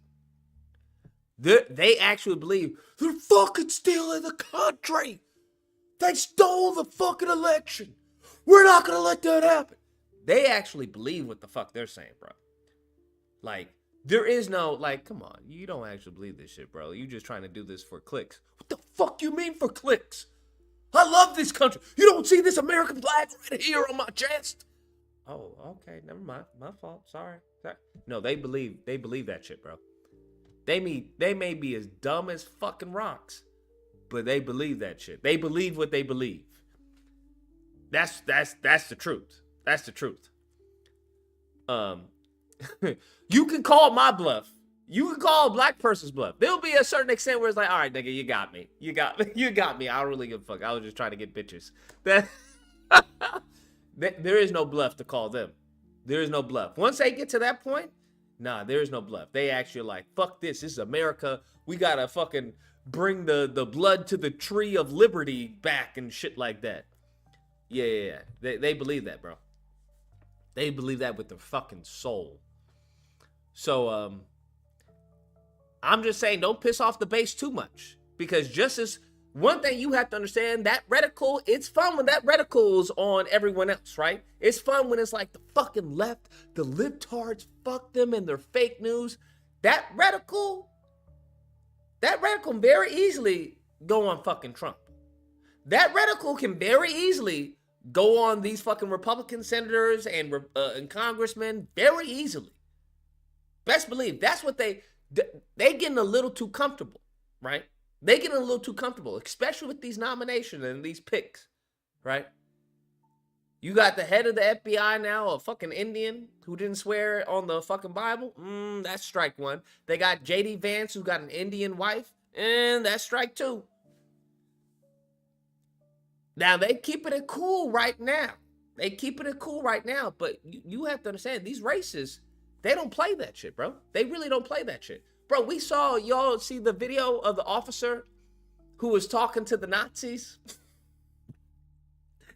This man was so polite to the Nazis. I gotta do a video on that. This man, I've never seen an officer more polite ever in my life, bro.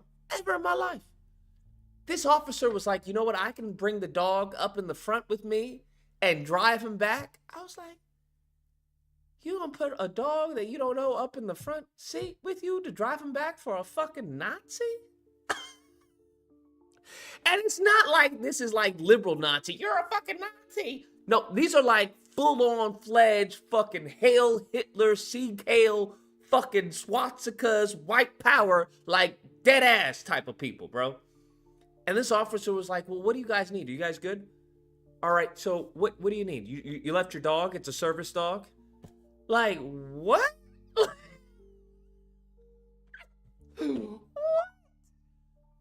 Bro, they treating a fucking, yo black ass. You could be in a suit and tie and they'd be like, okay, let me see your hands. Let me see your hands. They straight up talking to them like they know each other. Like they go out and have fucking, they go to the same church. They go to the same fucking bowling alley. It was fucking crazy seeing the interaction. That's when I was like, oh, okay, got you. Then they got this other person, one of the prosecutors for ICE. This man's a full-on white nationalist. Bro, they found out like this one prosecutor for ICE was a full-on white nationalist, bro. It was crazy. Still got to do a video on this. This dude was like, yo, freedom of association hasn't existed in this country since 1964. Wait, you don't like the Civil Rights Act? Like, what? Wait, what? I was like, holy shit. Yeah, bro. It's one thing you have to understand, there are a lot of undercovers, bro. A lot of undercovers, bro. A lot of them. And it's just like, America is a white nation founded by whites. We are historical and majority population and was founded for our benefit. Our country should favor us. This is an ICE prosecutor. Allegedly. Allegedly. All blacks are foreign to my people, dumb fuck. This is what this person is writing, bro. All blacks are foreign to my people, bro. This is why I think it's so funny when it comes to the FBAs and all them Negroes. I'm like, these people don't give a fuck. They don't care, bro. I wonder what the post was. But this, I'm like, wait, what? This is allegedly, allegedly, we're gonna have to say allegedly, an ICE prosecutor. It's really wild, man. It's really, really fucking wild. I don't know, I mean, but this is what we dealing with, bro. This is what we dealing with. They really are on some new shit, bro. But honestly, if you look at this guy, it's like, well, yeah, I can kind of see it, bro. Yeah, I can see it. Yeah, I mean, if you were to tell me that this dude was a fucking white nationalist,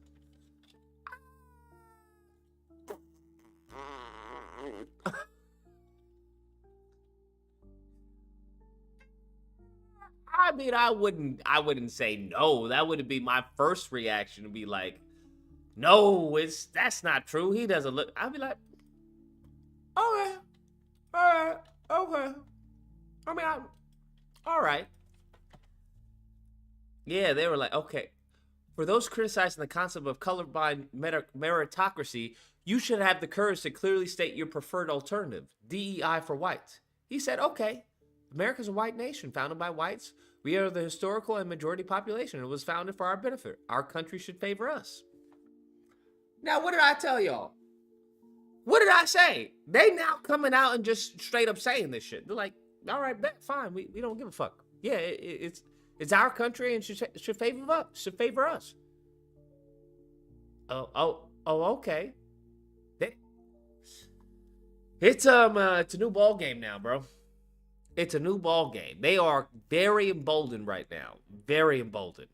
So, I mean, yeah, it's the stories. These stories are just fucking crazy, bro. Like, the stories are absolutely insane. Absolutely insane. I'm expecting by the end of the year, the right will be saying, "Seek hail and call Trump my Trumper." Sure. Frederick says, would you have a live stream discussion with Jasmine Crockett on your show if possible?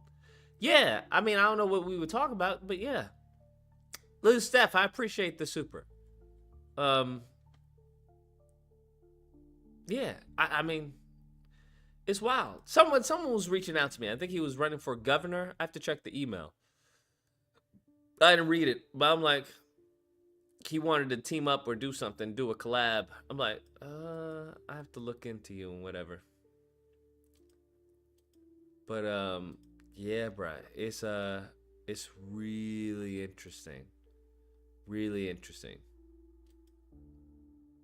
But once again, y'all can't hit the like button, and that shit is free, so. But it's wild, man. It's wild, man. They're losing their fucking minds. And I genuinely believe that they'll definitely destroy the country. They'll definitely destroy the country 100%.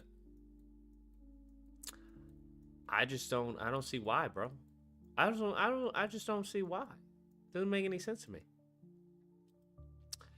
Hey, Frederick, get the 5 memberships to the chat. You trans green people, you guys should be so thankful to Frederick, bro. So thankful to Frederick. Why don't we ever have... Where are the... Without Frederick, you guys, it would be game over for y'all. Game over for y'all. You're curious to see how far they go? I mean, to be honest with you, I don't know, man. I don't think I want to see how far they go, bro. Like, genuinely, I don't think because I know my pain threshold ain't fucking big. That's what I know.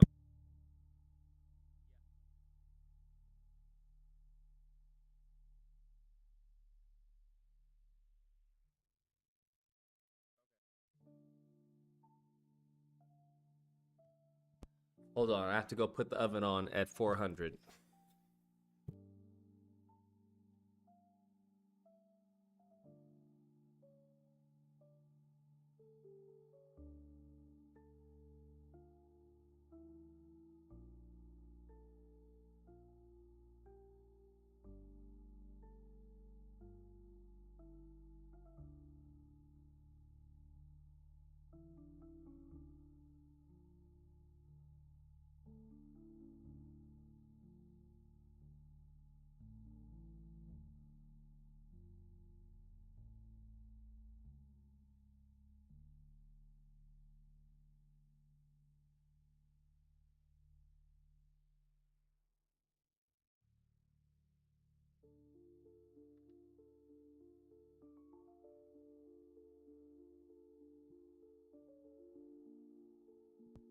Yeah, bro. I don't have the pain threshold, bro. I'm just saying. I don't want to see how far they can go. 210, what's the disagreement? Yo, I don't even disagree with you, bro. I agree with most of the things you say, but I do have a question for you. I want to make sure I didn't misconstrue things earlier. We clear? Can you hear me? Yeah. So earlier in one of the videos you did today, you said you used to be a Trump supporter. I think it was during the previous administration. Is that accurate? Yeah. If you don't mind, and it's not a criticism. What did you see in the previous administration that you're not seeing now? Like, what was it that made you sit back and support him then? Like, what made you turn a blind eye to the blackout? There seems to be a complete blackout when it comes to any type of policy or acknowledgement of black people or anything that would help black people. This administration is very much anti DEI, and they've associated DEI with black and women and everything else. So it's a different atmosphere than the original one, where it was like, hey, let's do prison reform with getting out certain black people from prison. When it came to I forgot the policy he did for prisoners and whatnot, because I was part of that to campaign for that. Even with and once again, I'm not criticizing you, just so we clear. Go ahead. I'm sorry to interrupt. The platinum plan and whatnot of him running again. There's just a variety of things. He wasn't so as anti-black as he is this term. Yeah. Okay. We got time for me to continue, like with ongoing question. All right. So once again, it's not a criticism. You one of the few channels I watch. I'm like, oh, he really thinks just like I do, right? So maybe that's arrogant on my behalf, but I appreciate your insights first and foremost. But during the first administration, we saw that he was still garnering a lot of support from white supremacists. So knowing that he was garnering their support and they were supporting him, that didn't make you feel like, hey, I'm actually aligning myself with these individuals? Like, you didn't have that kind of thought process? No, because the issue I had with that was guilt via association. That's the issue I had. Okay. Because it was the same thing when people were like, hey, forgot what's his name, the white supremacist who was like in support of Obama or in support of Kamala. And it wasn't necessarily due to solely the support. It was the reason behind their support was that they wanted Obama or they wanted Kamala because they believed that it would exacerbate race relations. so Fair enough. I could see that. Yeah, that's why I was like, I'm not really that concerned with it now, because he wasn't, from his campaign, I didn't get anything that was you know, appeasing to that group. Whereas this last election, he was very much for that group. Yeah. Look, once again, it's rational. I don't think that you are aligning yourself intentionally with white supremacists. I can understand your philosophy, but in regards the goal to is that you have someone who's extremely egocentric, someone who's very superficial. Why not use that for your benefit? No. If that could happen, but there were so many other factors in this. Like there's if we look at this critically, at least from my perspective, I think that we would assume that Russia, some adversarial nation, has some sort of influence over him. So in the long run, I would think that would be detrimental to the well-being of this nation. Basically, I think some foreign nations are doing the same thing to the United States as the United States has done to foreign nations and minority groups throughout the last several decades, throughout history, essentially. Does that make sense? Yeah, I don't disagree. Like he seems like you to say, be very buddy with Putin for some reason. Yeah, and even Elon and so forth and so on. But something that you were saying earlier today, which I agree with, which, like I said, you say a lot of things that I happen to think, so that helps me gravitate towards the things you're saying. Like, okay, I'm not crazy. I think as things worsen and more people experience the pain, they're going to rebel against all this fuckery. Pardon my language. I mean, can I say that on this channel? No, you good. All right. Yeah, so I think they'll rebel, but I think things will get a lot worse. And I speculate that by around July 4th, not that anything significant occurs by then, but around July 4th, we're going to see a lot more upheaval. And one of the reasons I'm saying that is because that's summertime. Kids are out of school. People's grocery bills are going to go up. Utility bills go up. Inflation is occurring. Gas prices go up. So that means everything else is rising. And as people are losing money, getting fired, it's going to impact. Exactly. So as this goes on, by July 4th, people are going to become a lot more tired of all of this. But does that make sense? Yeah, no, it makes complete sense. Yeah, well, that's it, bro. I just want to say I appreciate all you do. I guess I got to find a way to try to, I don't know, cash app you money or whatever y'all do on here, because I know I've never done this before. But, keep doing the good work or whatever the case may be, man. All good, man. Appreciate the support. You take care. Stay safe. All right. Yo, peace. Later. I need to start putting up my cash up, bro. So YouTube doesn't take that 30%, bro, off the top. But yeah, I get what he's saying. I called this out from the jump, bro. I was like, listen, this administration, this Trump ain't the same Trump, bro. This Trump ain't the same Trump. Listen, I've said this plenty of times. Like, listen, if a Klansman wants to give me a blank check, I'm gonna take that fucking blank check, because it's not about who I'm getting the money from. It's about what you're gonna do with that money. It's the same thing I said with Candace Owens. Candace Owens, all the harm she's done, if she were to now take that money and actually build up the community that she spent all these years fucking degrading and destroying, fine, I hear you. When it comes to the rap artists, all the fucking poison you've been, shelling out to the community due to your white Jewish backers, right?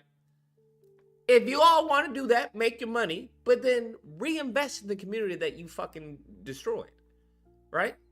That's all. That's all I'm saying, but that's not what's happening.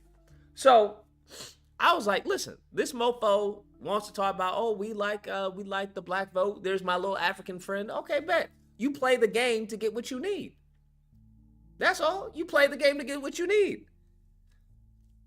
But I realized that Trump wasn't playing that game, because he realized, whether he knew it or not, that's where this whole fucking bullshit, stop the steal and all that bullshit. But he lost that because he offended white people, white men specifically. White men saw black people in the White House, him being buddy-buddy with them, him getting black people out of prison, him, whether or not you agree with it, and I don't agree with it. At the time I did. But now thinking about it, it was foolish. But when it came to his urban revitalization programs, I forgot what it was called, but essentially incentivizing people to invest in these low income neighborhoods. The problem is that Negroes, the people who had the money, weren't going to take advantage of that. Who were going to take advantage of that were fucking, whites and Asians and other individuals. So all that leads to is gentrification. That's all that leads to. So yes, it was good in concept, but the people who needed to take advantage of it didn't take advantage of it. The opportunity zones, that's what it was. So there was a lot of things that are like, okay, they were good in concept, but in practice, it didn't go that way. This time, this mofo there was no platinum plan. This man was talking about, hey, we got to stop the anti-white hatred sentiment that's going on in the country. I was like, oh, okay, that's new. Then he attacked Kamala Harris about reparations. I was like, all right, well, there goes fucking my plan for reparations, because that was my original thought with his first administration. Because I was like, yo, this mofo is so ego-driven. And I made videos on this. I was like, Trump could, what he would do if we play it right, is that we could use his ego for our advantage. Like, listen, Abraham Lincoln freed the slaves, and you the president that gave him reparations. Now you one of the greats. You're solidified in history now. So that's where my head was, right? Was to play off of his ego for us to get fucking reparations, bro. Simple as that. Now that ain't gonna happen, bro. That ain't gonna happen. Because he's very much for his white audience. He realized from his mistakes that you can't really offend white men and expect the vote from them. It's just not gonna happen, bro. It's not gonna happen. And the balancing is that if you have two white men, well, the races, they don't care, because like, it's one white man or another white man. So when this last election, I think what tipped the favor for him was obviously, Kamala Harris is like, well, she's black and she's a woman. That's 2 fucking strikes. Actually, that's 3 strikes, because black counts as 2. So they were like, yeah, maybe not. Maybe not. And then we started to see, apparently, they were fucking getting people off the voter rolls and whatnot. I don't know. So, yeah, it's interesting. It's very interesting. What's this current administration? Because like the people around him aren't really about that life, as we can see when it comes to their attack on DEI. They're not favorable to any of that shit. All the programs, all of that, scholarships and all that, I would be surprised if they're still here. Because how they view that as is racism. How are you going to have a program that's tailoring or favorable almost predominantly towards one group of people? They don't give a fuck about history. That's what you have to understand. They don't give a fuck about history, nor do they know the history. They don't give a fuck about affirmative action. To them, that's fucking racist, right? Why are you giving black people this, but I don't get it? That's how they view it. So whether it's ignorance, whether it's hatred, whether it's bigotry, it doesn't fucking matter. The outcome is what matters.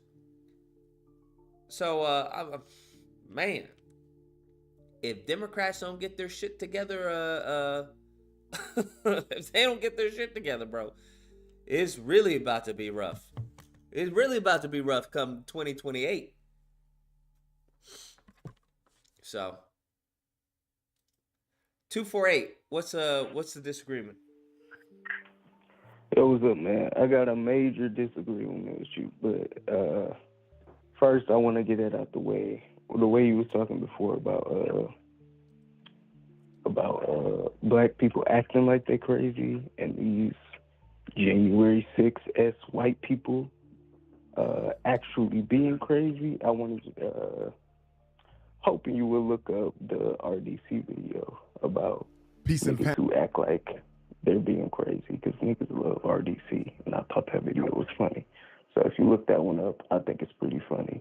But aside from that, I really think you don't actually. Earlier, you were talking about like the ADL and them defending the Nazi salute. I don't think you really understand the actual dynamics going on. Not to say I don't think you understand, but most definitely it's far from us being the ones in control. The ADL, if you look into it, or let's say APAC was actually formed from, you notice they don't have, it's not, JPAC or nothing, it's not Jewish anything. It was formed from a Zionist group, a Zionist ideology, back when JFK had said, we need to register y'all as a foreign entity. And they wasn't going for that, so they rebranded themselves, which you don't need to look into that if you want to. But the actual power dynamics is they have the power because they have the money, is the point. You won't find any other, maybe the gun control group and such possibly might be comparable, but there are no other lobbying groups that are actually as strong as APAC. And when it comes to APAC and the ADF, these people are not actually conforming to a Jewish ideology. It's all Zionism at the end of the day. That's why it's the same thing with Ben Shapiro. That's why he wears that yarmulke all day, every day. But at the end of the day, he is going to side with Trump. He's going to defend Elon Musk because at the end of the day, he's more on the side of the political, not his religion, allegedly his religion, but it's more on the side of defending that political ideology at the end of the day. And like I said, you could look into where these groups were formed back in like the 60s, but that's why I also disagree with you, not to keep ranting, but that's why I also disagree with you on the Arabs and places like Dearborn, and not to defend the people either, because at the end of the day, there are coons and they little groups, just like there are in our groups. But the people who voted, away from Kamala, I don't think I support Kamala as well, personally. But if for the past 3 or so years, people have been getting killed under the Biden administration because of the weapons he's been giving to Israel. Basically, if people was killing your cousins and your aunties and whoop-de-whoop and all this different type of shit, at the end of the day, despite what you might expect Trump to be worse on, I don't think I could actually say that I would just give in to voting for the quote-unquote lesser evil. But that's all I had to say. I wanted you to look at the RGC shit, if you could, because you was talking about that shit. But that's all I had to say. Appreciate it. Thank you. No problem. Let's continue. And they paid too much in taxes. And it was my gut feeling. Compared to how much I paid, they paid too much. And I could never figure out why. I just knew there was a problem. Well, when I read that report that said Black wives contribute 40% on average to their household, it hit me. My parents paid too much in taxes because they were married to each other. The joint return did them in. And how did that happen? Well, one way to look at it is, as I put it, taxpayers bring their racial identities onto their 1040. So just because there's no box on your tax return that says race doesn't mean race isn't implicated, because you, the taxpayer, have a race and you are operating in a society that has systemic racism. So how do we get the joint return? There's this couple, Henry and Charlotte Seaborn. They were a rich white couple, stay-at-home spouse, and they were one of the few taxpayers that paid taxes. What? Before World War II, the only people who paid taxes were rich white Americans. Basically, that's who paid taxes. And at this point, they paid taxes and they didn't like it, and they used their wealth to hire an attorney and challenge the law that required every person to file individually. So what we know of as the joint return didn't really exist back then. But they wanted to split their income. If the sole wage earner could have half of it taxed to his wife, that unit would pay less in taxes. They couldn't do it under the law, but then they sued. It went all the way up to the Supreme Court, and they won. So because of the Seaborns, we have, there are other, but to make it simple, because of them, we got Congress in 1948 creating the joint tax return. So why does that disadvantage Black people so profoundly and advantage white people so profoundly? I think it's important to say both. Why is that? So what the progressive tax system does is, let's take a household with $100,000 of income. If the wage earner makes $100,000, his last dollar of taxes is going to be taxed much higher. His last dollar of income is going to be subject to taxes much higher than his first dollar. In fact, when you earn $100,000, your tax bill is higher than if you earned $50,000. So what the joint return does is, in effect, allow the $100,000 household to be taxed like it only has $50,000. That's just a rough approximation. But it gives you a tax cut when you get married, because a stay-at-home spouse has no taxable income.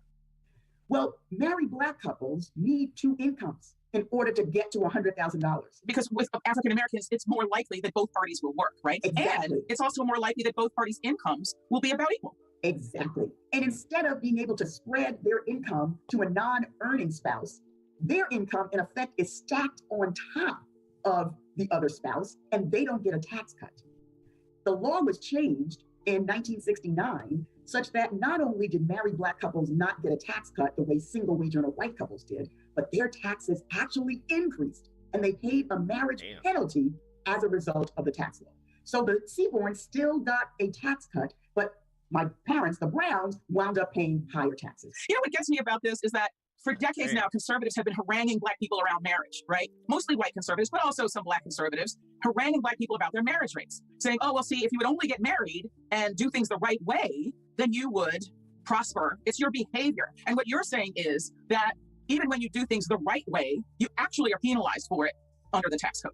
That's absolutely right, because Black Americans cannot do marriage the way white Americans can. Like, we can't do home ownership the way white Americans can. Well, talk to me about home ownership. Tell me about that. Like, why is that another example where the tax code disadvantages some people and advantages others? Because I think, again, buy a house, be a citizen, get your pennies together, get your coins together, buy a house, be stable. So I want to talk about just the tax subsidies for home ownership. So there are two so everybody knows about the mortgage interest deduction, but I want to focus on two other provisions. One that occur when you sell your home. So if you're married and you sell your home for gain, up to $500,000 of that gain can be received tax-free. But when you sell your home for a loss, there is no tax break associated with the loss. So you say, that shouldn't matter, because home ownership is the same whether you're Black or white, and it is not. In fact, where is the most appreciation in homes? It is found in all white neighborhoods, or almost all white neighborhoods. Where do most Black homeowners live? In racially diverse neighborhoods or all Black neighborhoods? So Black homeowners are, one, less likely to sell their home for a gain because the market doesn't value their homes the way the market values homes in all white communities. As bad as that is, it gets worse when we look at losses. Black homeowners are more likely than white homeowners to sell their homes for a loss that is non-deductible. So what? Are you serious? Wow. Black homeowners are more likely to sell their home at a loss. Hot damn. Black homeowners more likely to have a loss, no tax break. White homeowners more likely to have a gain, and a large gain, tax-free income. And why is that, though? Because I think some people would hear that go, oh, well, maybe it's because there's more crime in an African-American neighborhood, or maybe there are fewer amenities, that it isn't race, it's something else. What do you say to that? It's exactly race, and there's research that proves this. So first of all, white Americans prefer living in neighborhoods with very few Black Americans. That's number one. And what I often hear is the pushback is, well, Dorothy, it's not that there are that many virulent racists, it's that white Americans are worried about their property values. And my response is, but it's the preferences of white homeowners that are damaging the production of Black wealth in their homes. And as a Black homeowner, I don't really care whether you're a virulent racist or you act like one, right? I am harmed by that. So that's the first point. The second point is research shows, and this is really interesting research, videos were done where they showed white and Black people neighborhoods. It was the exact same neighborhood. The only difference were the actors hired to be in the video. There was the all-white video, there was the all-Black video, and there was a 60% white, 40% Black video. White viewers picked the white neighborhood over all the others. There was no crime. There was no bad schools. It was the identical neighborhood. Whereas Black homeowners... That's crazy. Same neighborhood, no crime. Be all like, nah, fuck Negroes. Black viewers picked the racially diverse or the all-Black neighborhood. Their least favorite neighborhood was the all-white neighborhood.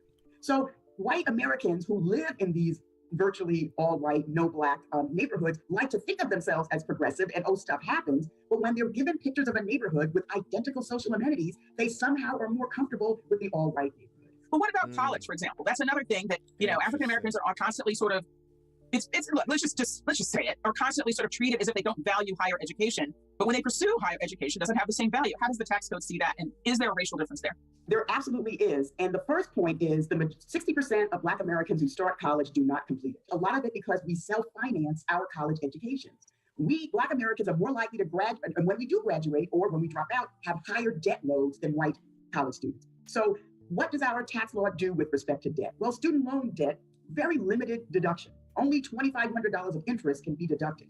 But if you look at average debt loads, that means white Americans with lower debt loads can basically write off all of their student loan interest. Black Americans in the early years cannot because their debt loads are so high, their interest on the debt is higher than $2,500. So we talked about how the tax code penalizes Black marriage and Black home ownership. In the book, you also talk about how it penalizes Black college graduates and the role that intergenerational wealth plays in that. Could you just talk a little bit more about that? Yes, because once Black Americans take their debt-laden degrees into the labor market, they face racism in the labor market as well. So even if a Black American is lucky enough to get a job with an employer that provides retirement accounts, they are less likely to benefit. They're less likely to participate in the retirement accounts. Why? Because they're sending money to their parents or their siblings, or they're seeing that somebody's light bill gets paid. So their money cannot stretch as far. So they can't participate in their retirement account the way their white peer can. And even if they do, they're more likely to be forced to take an early withdrawal, which comes with high tax consequences because there's some family emergency. So even when Black Americans take that degree and get a better paying job, they're disadvantaged because their parents suffer from Jim Crow and their siblings didn't have the same opportunities. You criticize both the political right and the political left for how they've addressed these issues. Now, the political right, you can see, well, Republicans or conservatives who sort of imply that Black people are lazy or that they don't value education. Okay, we've heard that. But why do you criticize the political left on this point as well? You say they aren't doing their part either. Why is that? Because the political left likes to talk about historical race discrimination. They like to talk about the FHA redlining. They like to talk about how other white people discriminated, but not them. I want to talk about how they are discriminating against Black people today when they live in all white neighborhoods, right? So the political left ignores the systemic racism they benefit from today and the behavior they engage in today. So that's my beef with the left. What would fairness look like? Because as you point out in the book, you can't put a box on your tax returns to say, okay, I've been overpaying all these years, so give me some of that back. That would likely be unconstitutional. So what would fairness look like going forward? So one of the things I advocate for is a wealth tax credit. Since I can't compensate Black Americans for the higher taxes because the Supreme Court won't let me, I can compensate or decide to use tax credits for anyone in a household with below median wealth.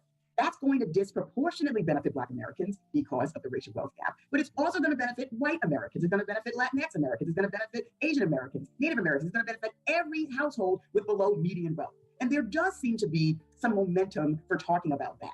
So that would be one step towards fairness. Of course, the other step, which is the big tax reform proposal that I make in the book, is let's get rid of these deductions and exclusions that benefit white Americans. Let's just tax income from labor the way we tax income from stock, like the Reagan Tax Reform Act of 1986 did. Let's only have a living allowance deduction. So depending on where you live would determine how much you needed to thrive. We're not talking minimum wage, because in a lot of areas, minimum wage will not help you survive, much less thrive. We get this living allowance level. If you make less than that, you get a refund. If you make more than that, then you pay tax at the progressive tax system. Truly, honestly, reading this, I mean, I can't deny that you and I are similarly situated. I mean, like let's just look at us. I mean, we're similarly situated. College educated, married, African-American person, married to a wage-earning African-American man. I had 2 married African-American parents who did their best, and it's overwhelming. I wanted Black Americans to understand they weren't doing anything wrong. That notwithstanding the message that maybe they were doing something wrong, they weren't. That the system is designed for white wealth, not Black wealth. So until we fix that, then we need to be defensive players in the system, but we need to give ourselves a break and say, we're doing the best we can. We're managing to scratch out something in a system that's designed for us. I'm going to pat myself on the back. So for me, what was important is for Black Americans to have the tools to understand the system isn't designed for us and we didn't do anything wrong. Dorothy Brown, thank you so much for talking to us. Great book. Check it out. I'm going to start linking it on my videos. Great book, very informative, 100% informative. One cup, 2 bears. Say goodbye. We ain't got time for your racist bullshit. I don't know why you would spew racist bullshit in the chat. That doesn't even make any sense. This whole victim mindset. It's so fucking crazy. Nothing she said was victim mindset. She's more fucking intelligent than you, more educated, and yet you talking about fucking victim mindset. This is why I can't stand about these pieces of shit, bro. This is why I can't stand about these pieces of shit. This is why I say give them fucking nothing. What do they say in 300? Give them nothing, take everything. Give them nothing, take fucking everything. Because these fucking saltine pieces of shit, they don't care, bro. They don't care. You can break down piece by piece by piece. Hey, listen, this is why this disproportionately impacts us. This is where it comes from. This is how it happened. And they will go, you just got a victim mindset. Fuck these motherfuckers. That's what you have to understand. Fuck them, bro. Fuck them. Don't give them the benefit of the doubt. Don't be like, well, you know what? Maybe they didn't mean it that way. No, they meant it that way. They meant it that way until they proved they didn't mean it that way. Fuck them. Their normal status, their normal fucking breathing pattern is fucking racism. That's what it is. That's their norm. So any type of deviation from that norm, that's an outlier. That's weird. That's strange. That's their norm. That's what you have to understand. We just watched a fucking video. The woman explains all this, and this fucking dumbass, goofy motherfucker goes and talks about she got a victim mindset.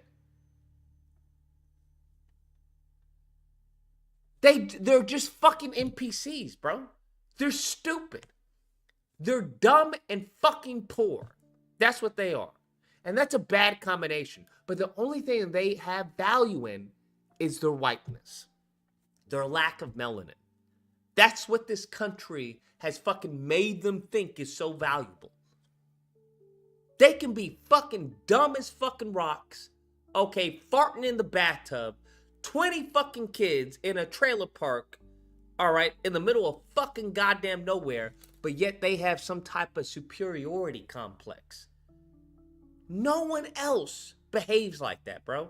And if you know the history of this country, you understand why. It's like, oh, I get it now. Fucking crazy, bro. They could literally be talking to a fucking doctor and be like, man, you DEI. What? Man, you don't know what you're talking about. What? They could be talking to a fucking econ major, bro. A mofo who dedicated their whole life to the fucking study of the economy. And they will break it down. Hey, this is why black people have happened due to as far as racial wealth gap, and this is what happened. Man, what's this all the victimhood mindset, bro? You just gotta lift yourself up by your bootstrap. It doesn't matter. That's why I'm saying when it comes to like, well, I'm gonna prove myself, I'm gonna go to school, I'm gonna get a good education, I'm gonna do it. None of that fucking matters to these people. You have to understand, you're wasting your goddamn time. Unless you genuinely want to become a doctor or a lawyer or a fucking psychiatrist or whatever it is, whatever that higher education is that you want to aspire to or and attain, unless that's genuinely what you want to do, fine. If it's not, don't think that because you have a DR in front of your name, okay, that these fucking crackheads are going to care about it. They don't.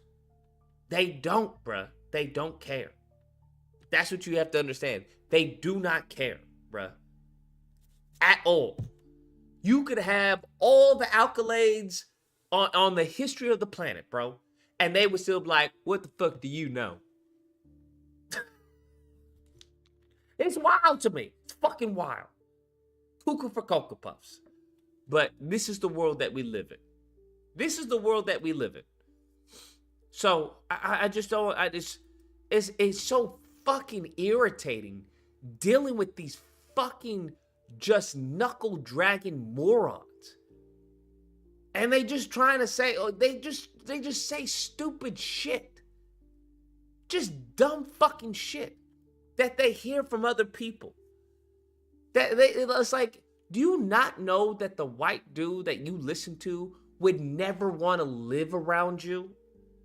Do you understand that the Tucker Carlsons of the world don't live where you live? The last thing they want to be around is your fucking poor trailer trash self. Do you understand they fucking mock your fucking dumbass self? Do you not get that? Is it not fucking clicking yet? Is it not clicking yet? You fucking put a billionaire in charge of what? Helping your broke fucking white ass? Are you fucking stupid? Is it not clicking yet? Are you still that fucking programmed? Holy fucking shit, man. Doesn't make any sense, man. It doesn't make any sense to me. I don't, man. Anyways. It just gets under my skin sometimes. Because I'm like, what did she say throughout this whole fucking 18 minutes that had anything to do with being a victimhood mindset? What did she say? Not a damn thing. She was simply explaining the law and where it comes from. And then backing it up, bolstering her claim with fucking data. Anyways, I just don't. It's fucking crazy. These people do all this fucking harm, and then want to act like, well, you're the problem. What?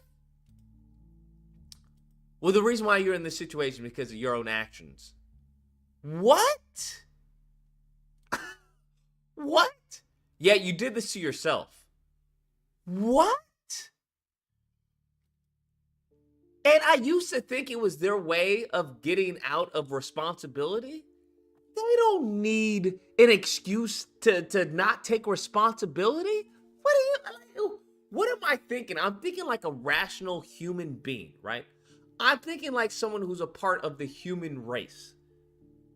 Right? I'm thinking, yeah, they're probably doing this as a scapegoat, so they don't have to take responsibility of of what has happened to such a group of people and what it's led to. They don't give a fuck about responsibility. We see this in present day. These motherfuckers don't give a fuck about any responsibility. They'll storm up the Capitol and be like, yeah, I did it, so what? And then get some fuckhead to be like, yeah, they're right, get them out. Let them out. There's never in the history of this country that they've been taking responsibility. Never. Think, even with slavery, the motherfuckers that enslaved black people, they got reparations. They got restitution. There was no my bad. It was simply, and we lost, so because we lost the war, you guys get to go free. There was never like, oh my God, I can't believe this. This is so horrible. I can't believe we did this all this time. It was very much a transactional fucking situation. We lost, all right. There was never a feeling of guilt. Do you understand? Hence why we had the black slave codes, why we had Jim Crow, why we had segregation. There was no guilt involved. Do you understand? There was no like, oh, this was bad. This was morally unacceptable. None of that existed. Why? Because you had the fucking Pope, if I recall, that ordained all of this. It was straight from the Vatican that ordained all of this. There was no guilt involved. So like, what? What are you expecting? I don't know. I've grown to realize you can't expect nothing from these people, bro. You really can't expect anything from them. You really can't. Because once you come across them, once you come across like a lineage of evil, like I'm not talking about somebody you don't like. I'm talking about like a genuine lineage of fucking evil. You can't expect anything from them, bro. Nothing from them. They have no remorse. They have no guilt. They have no sympathy. They have no empathy. None of that. None of that. And it's just wild fucking just like, what? Wait, what? Craziness. I don't know, man. Anyway, someone said what? Valletta Wallace?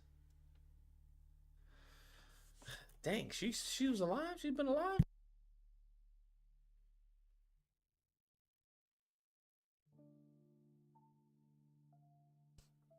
RIP to her. They can't see the puppet strings. I just don't get it. I don't know. I don't know, Frederick. I used to think that they can't see it, but now I believe that they don't want to see it. That's the difference. That's the difference. They don't want to see it. There is a vested interest in willful ignorance. In willful ignorance. That's the difference. They don't want to know because they don't care. Because even if they do know, it's not going to change their mind. That's what's so frustrating, is that people think, oh, this is just due to ignorance, right? These people are just ignorant. They don't know the history. They don't know that. No, they don't give a fuck. That's a stark difference, bruh. A very stark fucking difference. Is that even upon educating them, they're like, yeah, I don't give a fuck. Stop being a victim. Craziness. Just fucking craziness. But what is this? Dr. Oh my God, this is 2 hours? We ain't watching no fucking 2 hours. Pan-Africanism. This is Dr. Umar Ifa Tunde live. This is Sai Ari. I should talk to Dr. Umar, bro. See if I can get him on the channel. I'm like, Dr. Umar, I'm black, you're black. How about you do it for free? I hear you charging people fucking $500 and $1,000 to do fucking interviews and shit.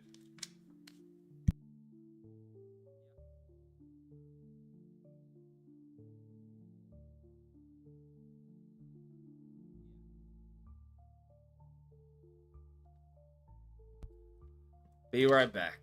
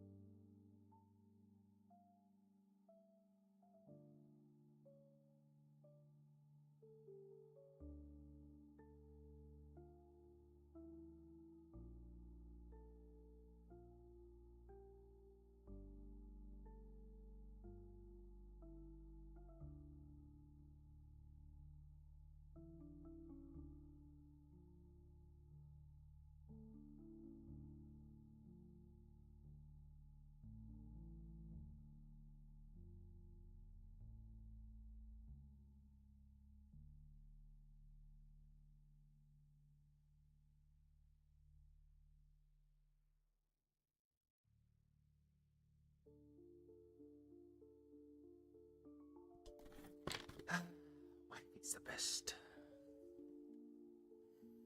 Yum, yum, yum, yum, yum. Peanut butter eggs. All right, let's see what we got. I'm in Atlanta, Georgia, and you're watching the Cy Ari Not Sorry show. Make sure you check my good brother out. Cy Ari Not Sorry. Peace and Pan-Africanism. Hey. Yeah. Welcome to the Sorry Not Sorry show. Straight in. It's Mr. Unapologetic. It's up and I'ma tell it. You get the moon and remember the sun when I forget it. I'm thugging, I'm reckless, so what if y'all regret it? What is this? Let's skip. Sean Love, Gillies, okay. Year 2000, he kind of decided that they was going to take back the inner cities, right? If you look at it, the violence intensified since then because you're forcing groups who don't like each other to coexist in the same space and time because you buying up all the property that they can no longer afford to live in, which is pushing them to live closer together. That's a big reason. Do you think that's some more the strategic ways for the powers that be to make us destroy each other more, or was it more solely based off of financial and like getting the inner city back? It's both, because I would argue that racism and capitalism work together, right? Racism is the father, capitalism is the mother. So if I have to do something to destabilize you, I'm going to make sure I get paid by doing it. If you look at every problem we have, there's a serious financial benefit to it. Take special education, right? The systemic and legalized miseducation of black children. But it's a $1 billion industry. Mass incarceration. I'm destroying the black family. It's $1 billion industry. Right. Take 47. What's the disagreement? Hey Lucas, how's your night? It's going amazing. Good to hear. So I need to call you out on that video you did of the air pilot who Trump declared it was a DEI hire. I think you owe Trump an apology because he says that was in fact a DEI hire. It was a woman pilot. Did you know that? How was it a DEI hire? Because she's a woman, bro. Because she's a woman that makes her a DEI hire? Of course. And the whole Get off my fucking line and go kill yourself in Minecraft, bro. Leave me alone, bro. Ain't got time for your stupid shit. You can't show me any aspect of racism that doesn't have a serious financial benefit to it. So racism and capitalism, they cooperate. Wherever you see one, you always see the other. In other words, I can't think of a single problem we've ever been through that wasn't exploited for personal gain. Look at slavery itself. We need them to work, but we're going to get paid as well. You see what I'm saying? Right. So whether there's racism, there's capitalism. The problem, though, and this is where we, who are Pan-African nationalists, we take issue with the Pan-African socialists, because the difference between the nationalists and the socialists is the socialists will say capitalism invented racism. If we crush capitalism... Capitalism invented racism. Interesting. I don't think I've heard that one before. Capitalism invented racism. Has anyone heard that before? That's the first time me hearing this. That's a new one. Racism disappears. Does it? We say nonsense, because you can go to any communist country in the world and they hate black folks just as much as the capitalists, right? I was in China, just as racist as they Europe. Can't stand you niggas understand? out there. And they completely communist, right? Communist. So what we say is racism invented capitalism. Racism created the economic system. The economic system did not create racism. In other words, you can change American capitalism to American communism tomorrow and you will still have white supremacy. Right. You see? So racism and capitalism, they cooperate, but you got to destroy the racism in order to get rid of the capitalism. You can't get rid of the branches unless you extinguish the root. No, that's a fact. The root is the racism. No, I completely agree. And what I can relate to that is people always ask me about, I got homies that go play basketball in China, but they go to the part where it's more like where the tourists go. I went to where it was a communist, like I went to Beijing. Okay, I had a terrible experience. Yeah. Right? Not terrible, but just the way that people was treating me. Not that I didn't get disrespected or touched, but it was just the way, the lack of customer service, like the drivers didn't care about asking them. Hold on, I don't understand. That shit does. See, that's the issue I have. Horrible experience. I didn't get disrespected or touched. Then what the fuck was horrible about it, bro? Niggas just be saying shit. This is why I can't. That's crazy. Horrible experience. I didn't get disrespected or touched. Then what are you complaining about, bro? If you didn't get disrespected or touched, then how the fuck was it a horrible experience? Yo, can you turn on the heat? Yeah. They was like, no, the rods right here. They were telling me no to things when I'd never seen no shit like that. Yeah, and it's So because they said no to you, it was a horrible experience? Jesus, Lord in heaven. Do you understand what he just said? They were telling me no. Horrible experience because they were telling you no. Nigga, stay in California, bro. Stay in LA where the fuck you at, bro. Don't even go and travel. This country has fucking just cucked black men insanely. Completely cucked. Not all of us, but some of us. Nigga heard no and was like, this was horrible. There's places you can't go if you black too. Like there was some, when I was there, I went there to speak. The African community brought me, and there was certain clubs we couldn't go to. They said no black folks. There's certain places you can't live, no black folks. They've never had a civil rights movement, right? Because they didn't enslave us and bring us there, so they never had to go through that entire process of how do you fit these people in. Yeah, that shit. It's just you know That's we crazy. just tolerate Just it no as we black people at And certain the sad thing locations? about it is in China. I don't know why I should be surprised here, bro. No black people in certain locations. They have that in Africa. If they got no black people in certain locations in Africa, why the fuck would I expect it in Beijing? You'd be a fool not to. They got no black people. It's really not funny, but it kind of is. Imagine going to Africa and they say, yeah, there's no black people in this area. What? Yeah, no Negroes past this point. China, when your visa expires, they literally hunt you down and deport you. 647, what's the disagreement? Hey, Lucas, I think we got disconnected there. It could have been my. Yeah, it was God. Like, if you visit the UK, well, you don't need a visa for a UK. Right. But if you go to a country where you need a visa, if your visa expires, they're really not looking for you. Right. If they do, they may come after you a few months later. In China, if you black, they come in and look for you the day after your expiration date. I did not see that. They round you up like the military and get you out. Damn. Yeah. Oh man. No, And while I was there, I heard. Sorry to cut you off. You good. I heard that if you're a black man and you get a Chinese woman pregnant, I was told this in China about black men. You better marry her. Word. If you do not marry her, you can come up missing. A lot of you not. I'm at dinner and the brother is showing me pictures of brothers who got Chinese women pregnant, and they either disappeared or they got deported back to America. They wasn't allowed to live there no more. Real talk? Yeah. Damn. They like, he came up dead. They found him in the river. He got sent back to America. Yeah, you are not coming there. Wow. Getting them. Bro, we need that type of militant mindset, bro.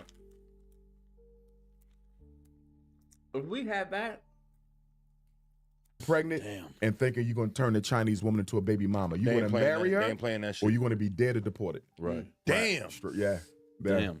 That's insane. And they Good showed for me them. pictures of brothers. They said, For Doc, real? look, he did. All them got baby. good job, bro. Good job. I ain't gonna lie. I really believe in. It's not like, like if you go, like if you experience some racist shit in America, you like, well, where's the manager? You can pull out your phone and you know what I mean, cause a riot on social media. You can't play that shit out there because you can't even be on social media out there. Right, they have their own. Yeah, you They have can't. You their can't own. be on there and I'm gonna put it on Facebook and think you're gonna win. In order for me to get on Facebook, Instagram, I had to get VPN a or some VPN. I had to bust through. And then when they figure that one out, you got to get another one. Another one, yeah. Yeah, but I appreciate what they do, though, because they make sure that everything we do in this country in-house is for the promotion of Chinese culture and power, even the children. Yeah. Like they just passed a law where children can only be on the internet 3 hours a week, I think it is. What? China just passed the law. People say that's cruel. No, it's not. Because if you about the expansion of Chinese empire, Should be minimized. which I don't support because part of that includes colonizing Africa, right? So obviously I push back against the Chinese empire idea. But if that's what you about, you need the children to be about that. Right. They can't be on social media all day long. Right. What America does is America says, listen, we're going to let the kids do what they want, but we just going to pick and choose the best ones we need to further our empire. China is saying we're not just taking the cream of the crop. Every Chinese child is going to be about the maintenance of the empire. You see what I'm saying? America will just pick the best. China says, nah. I don't care if they disabled, intellectually dysfunctional. They still going to be about the maintenance of the empire. So they don't leave no stone unturned. I was going to say, in regards to gentrification, can you define gentrification? Because I feel like there's a misconception between the community. Who is this? No shade. That came off a little strong. No shade to him. I just don't. Like I said, I don't know who this is. And then the ginger fucking beard. You know how I feel about gingers. But anyway, Frederick says, unrelated question for you and the chat. What would honestly rate the new Captain America movie out of 10? Just wondering. Just wondered. A 7. I give it a 7.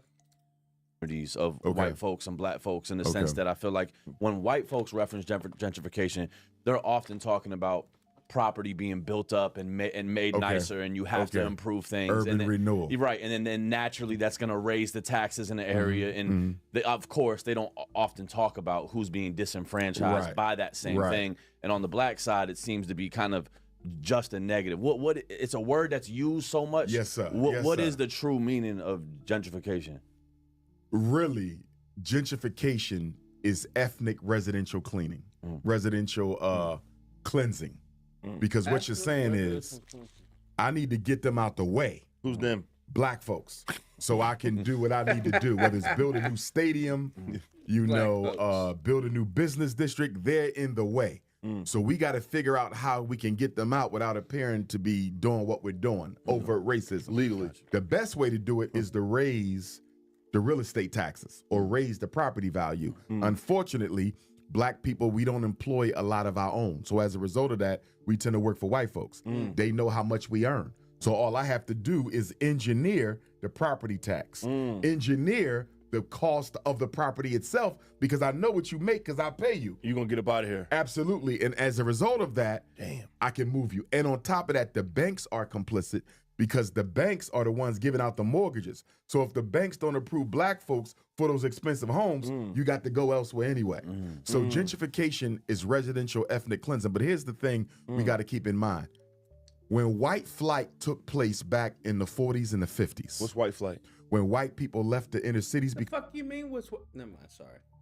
Because black folks were enticed during World War II to come up and take over the jobs that white men had to vacate in order to go serve overseas. The problem, though, with that whole great migration, us coming north to take over them jobs, is the fact that nobody talked about what would happen when a white man came back from World War II and needed his job back. So when the white man came back from World War II, he needed his job back. So that's where the racial conflict really intensified, because it's like, you're keeping me from eating. That's why you had the all them racial clashes. Even after World War I, it was the same thing. The red hot summer of 1919 is a big reason for that. Was after the white males came back after World War I, they're like, oh, these blacks got our jobs. Y'all got to go. Black folks say, nah, I've been working here for 4 years now. I'm not going nowhere. That led to the bloodbath. And I would argue that the government, Interesting. I'm going to say the government, what's the word you use? The government, when you entice it, you instigated it. The government instigated it because they did not plan for the return of white servicemen coming back to the States looking for their jobs after World War I. And if it happened after World War I, why wouldn't it happen after World War II? So they should have, you saying? Well, the government should have created either more jobs for the returning Caucasian, right? Or create a separate set of jobs for black folks. If we got to give these jobs back, let's create another economy for them. Or tell us that I want you to move from Georgia, I want you to move from Louisiana, I want you to come from the Carolinas, but it's only going to be for 4 years. You're only coming till they done. So make sure you got a way back south. They didn't tell us that. We assumed that these jobs was going to be permanent. So when the white servicemen came back, started lynching blacks, killing blacks, burning down black communities, we looking at the government like, what's going on? And the government turned their back, you see. So white people never wanted to give up the inner city. But because we came during the war, post-war eras, right? And we start moving into the city center. I didn't know that's what happened. Which makes sense because all your business, the ghetto is never far from downtown. It ain't, yo, I was about to say that. Yeah. No. Yo, Uma, I was just wondering why that always is. Yeah. It's too close to downtown. I always wonder how that happened. Because you need the cheap labor. Yeah. Wherever you have capitalism, you have poor people. Right. You can't have capitalism without poor people. Right. There would be no Tesla. There would be no Amazon. Right. There would be no Apple. Right. There would be no Ford. There would be no Mercedes without poor people. Right. In other words, whenever you see a billionaire, you know that there's some extremely broke people somewhere in the world making the little trinkets they need in order for this billionaire empire to last. Right now, you have several. In this interview, Umar talks about Kamala and her father. Okay. Corporations under fire because they got child slaves in the Congo mining the minerals that they need. Cobalt and all Absolutely. Tesla is one of them, right? Yeah. So as Elon Musk runs around acting like he's leader of the free world, your cars are partly being produced by child labor, exploitation. Same You thing see with what I'm saying? Apple cell phones and Absolutely. You see what I'm saying? So, and the Apple cell phone, another big one with the Congo. Yeah. So there is, capitalism requires poverty. Right. And this is why when people run for office, they never talk about the poor. If you listen to Kamala Harris during her campaign stump, it was all middle class.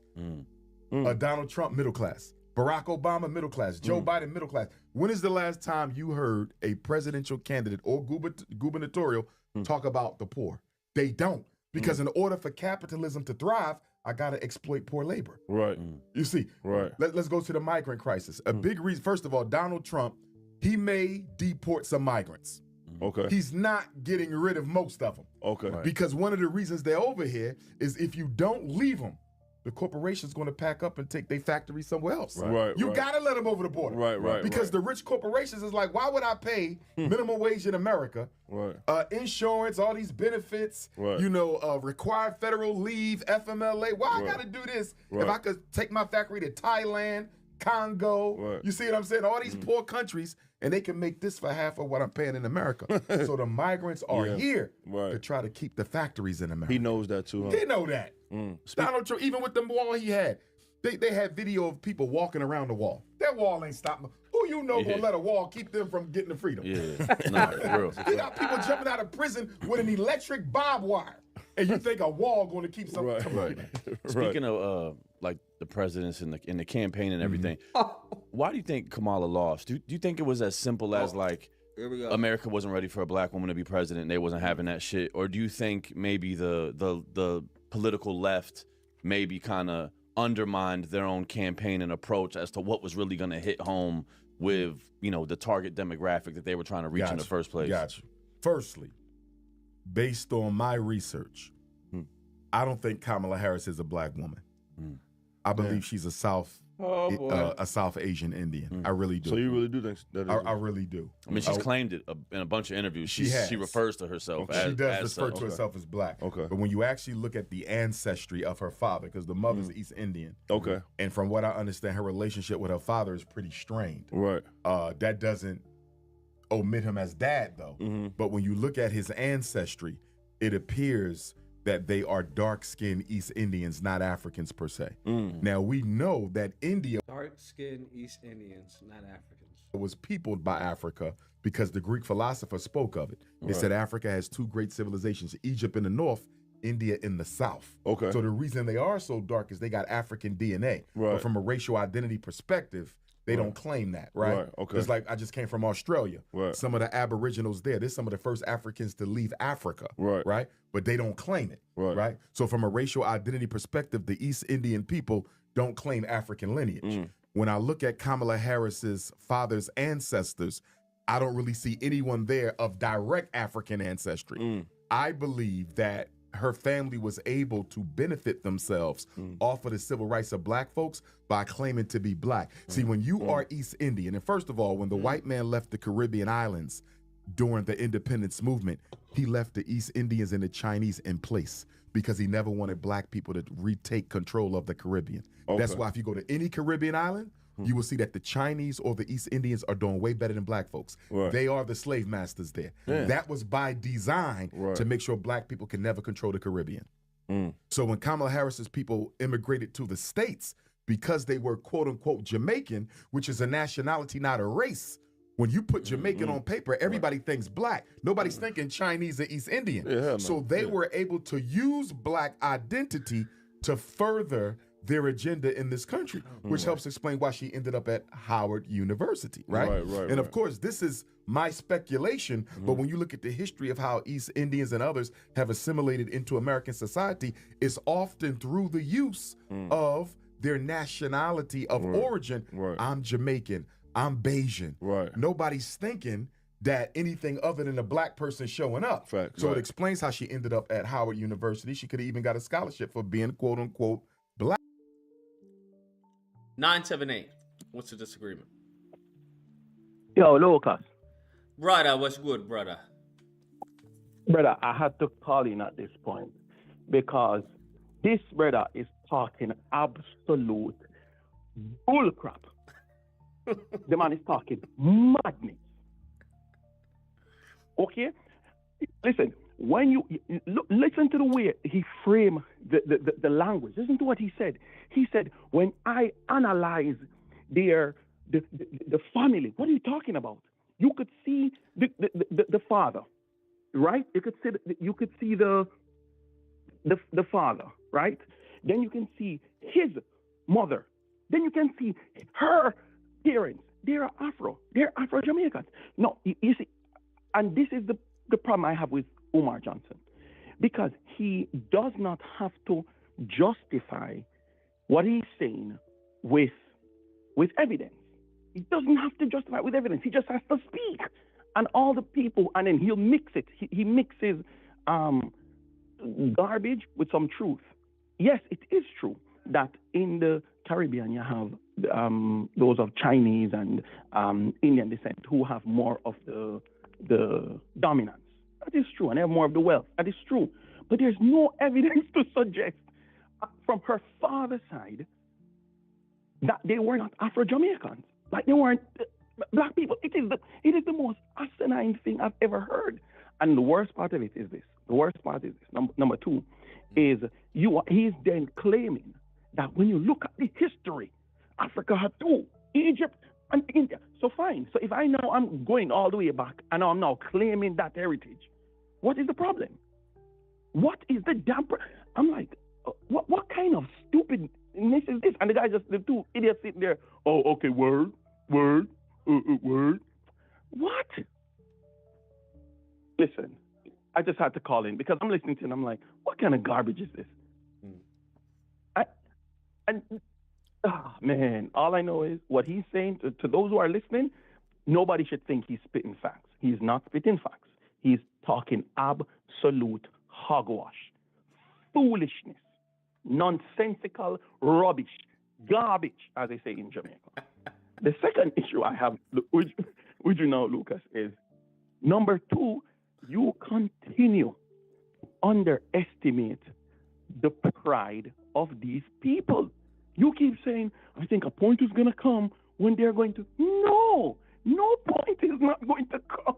Lucas, these people could be on their deathbeds and the killer poison is being injected into them by Trump. They would say, look at what the Democrats are doing. They're like, no.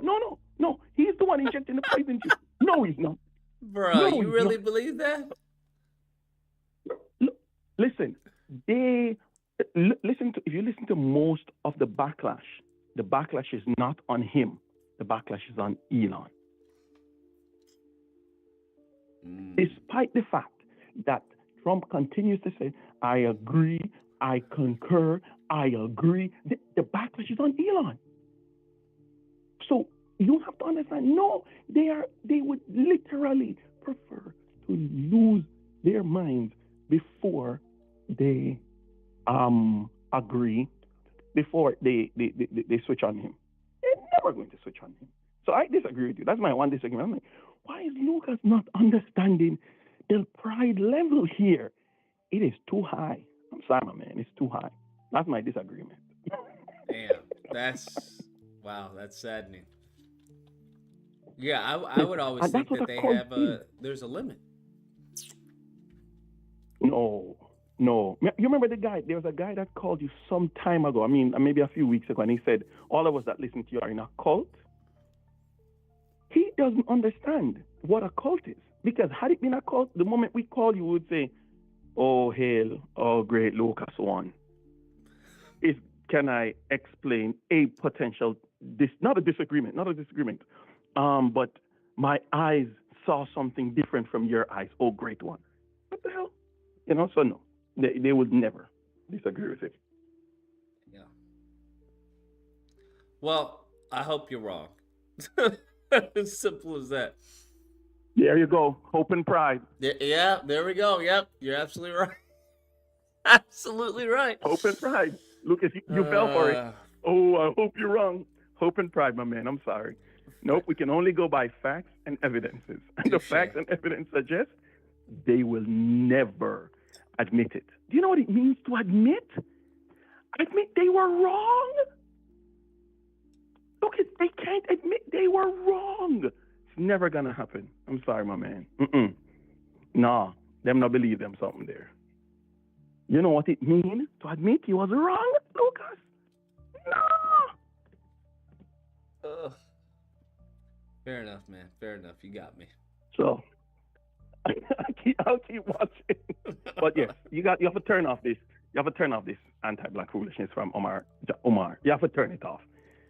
I agree with everybody else. Now it seems like, what are you doing? This is garbage. I'll keep listening, but what he's saying is absolute garbage. All right. Fair enough. Appreciate it.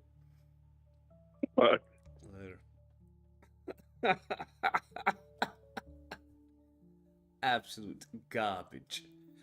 916. What's the disagreement? Hey, what's going on, man?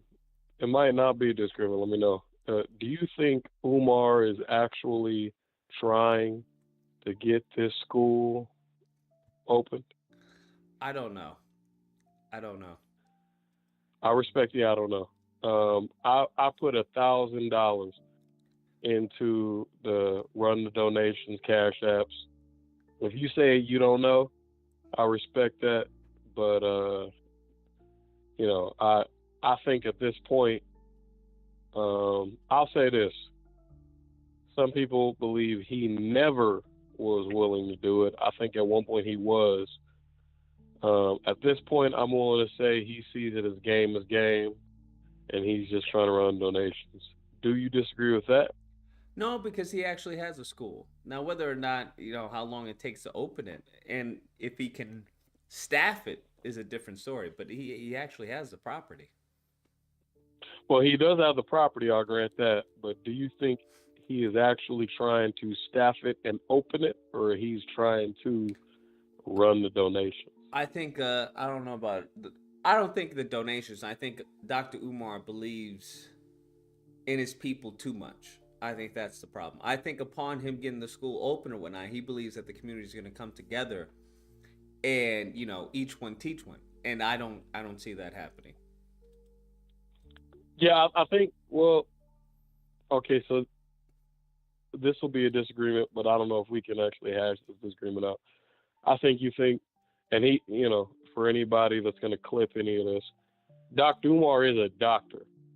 Anybody that's trying to run his doctor is stupid, because we can track that. I think at this point, Doc is just trying to make the money. And it seems like anybody that's trying to kick the tires on the school, he's had the people that has extended electrical output or any school, any curriculum, even in that in Dakota, it seems like you can have a quote unquote black curriculum like he was asking for, and it's not an issue. The issue is whether or not he's willing to put the money down to have all the educators come to that area. I don't think he's willing to. I mean, I feel like it also depends on the type of educators that he wants. Yeah, he wants like Garveyite educators. I don't think there are a lot of people out there like that. No, but I mean, the problem with where he's standing is there are, but I don't think he's willing to put the money down for those people. Because, like, to put it in perspective, he was, mind you, this is just YouTube stuff, but he was going back and forth with old boy from oh man, I'm blanking on his name, from New York, the rapper. You know what I'm talking about? Brand Nubian, the the head of Brand Nubian. Okay. Somebody from the chat I know what I'm talking about. Anyway, so like it was one of those things where it's clear that there are many educators that are willing to go, hey, I will teach a curriculum that is Marcus Garvey-esque. Just put me in, coach. It seems to be the case that he's not putting the money where the mouth is, and after 15 years, it's like, well, we had a good run. Maybe the King Kong conscience is done respectfully in this regard. I think he's going to deliver. I don't know when, but I believe he's going to deliver. Because he's been saying this for a minute. But why do you think that? Because there's no end game then. No, but why do you think there's no end game? Because, like, I respect where you're coming from.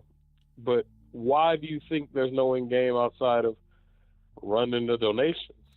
Because I don't believe he's getting that many donations. To the point where he can... but I'm sorry, go ahead. To the point where he can live off of them. Well, so I don't think there's enough to live off of in terms of, say like 50 to 90,000 a year, but with the speaking engagements coupled with everything else he stands to gain, if he's able to tap into the YouTube and the TikTok crowd, coupled with the fact that, to be honest with you, I don't think there's one Umar like Umar hater. I'll just say hater just because they're just people that they disagree with anything that he do, but they have credible reasons to believe he isn't going to get anything done. But I think he can win any argument against anybody that's making videos against him. I just don't think, when you say there's no reason for him to basically lie about it, there's all the reason to lie about it. He has the charisma, he has the platform, he has the willpower within our community. If I was Umar and from 2009 to 2020, I never opened up the school. And post 2020, I have 5 years of credible deference within our community to talk about. Why wouldn't I lie about it? Why wouldn't I bleed the community dry? He got 2 baby mamas and everything else outside of it. Like, why wouldn't he do that? I just don't believe it's beneficial for him. I don't know how much he's getting in donations, but so I think that's a bit speculative. But I don't. It doesn't serve any purpose. I don't view him as a scammer. He has the school, so it's definitely that. It's just getting it up and running. So hypothetically, say if I had a hotel property, or a property that once was a hotel that could be considered a property for, like us to do something with, just because I have the property. Do you think I have the willpower to actually decide on making that property some type of school or anything else? Like, I could have the property and bleed the community dry. Like, I think you're looking at it with like rose-tinted glasses, which I respect. But again, why, with his actions from 2009 to 2025 today, why do you think he would actually open that school and fund it such that teachers, black educators, mind you, that will teach a Garveyite curriculum, why do you think they would actually go there? For the bigger purpose, right? For the end goal of empowerment of the next generation. That's why I think he's mistaken, because I don't think there are a lot of black people who think like that. I think there are very few. But at the end of the day, all you need is, just a couple of them to make a difference. No, that's the issue.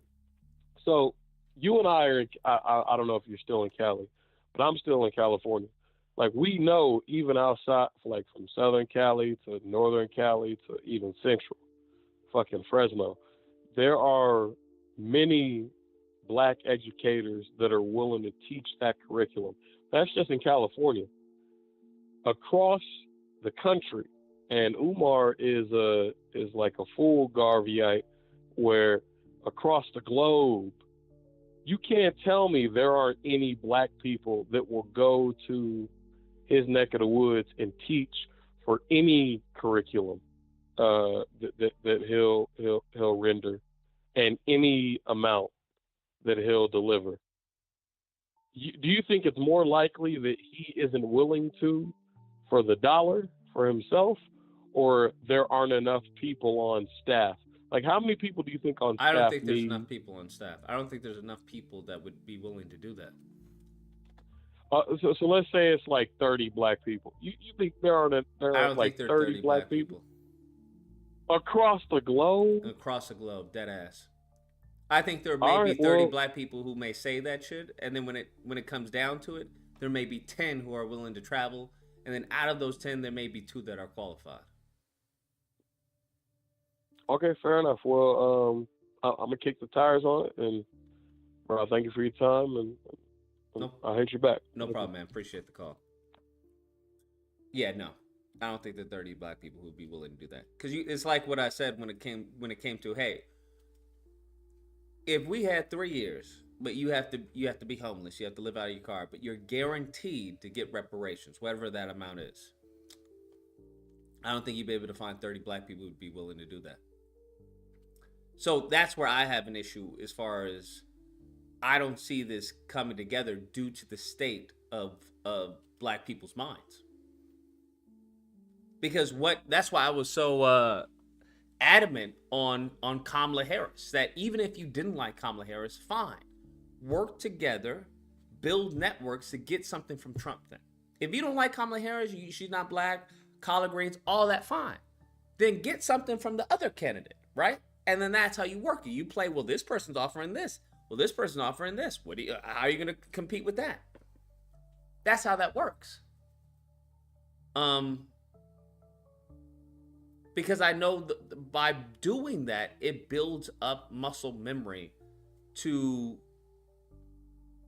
for other ventures, right? It's kind of like once you buy one real estate property, you build up muscle memory of like, okay, this is what I need to look out for.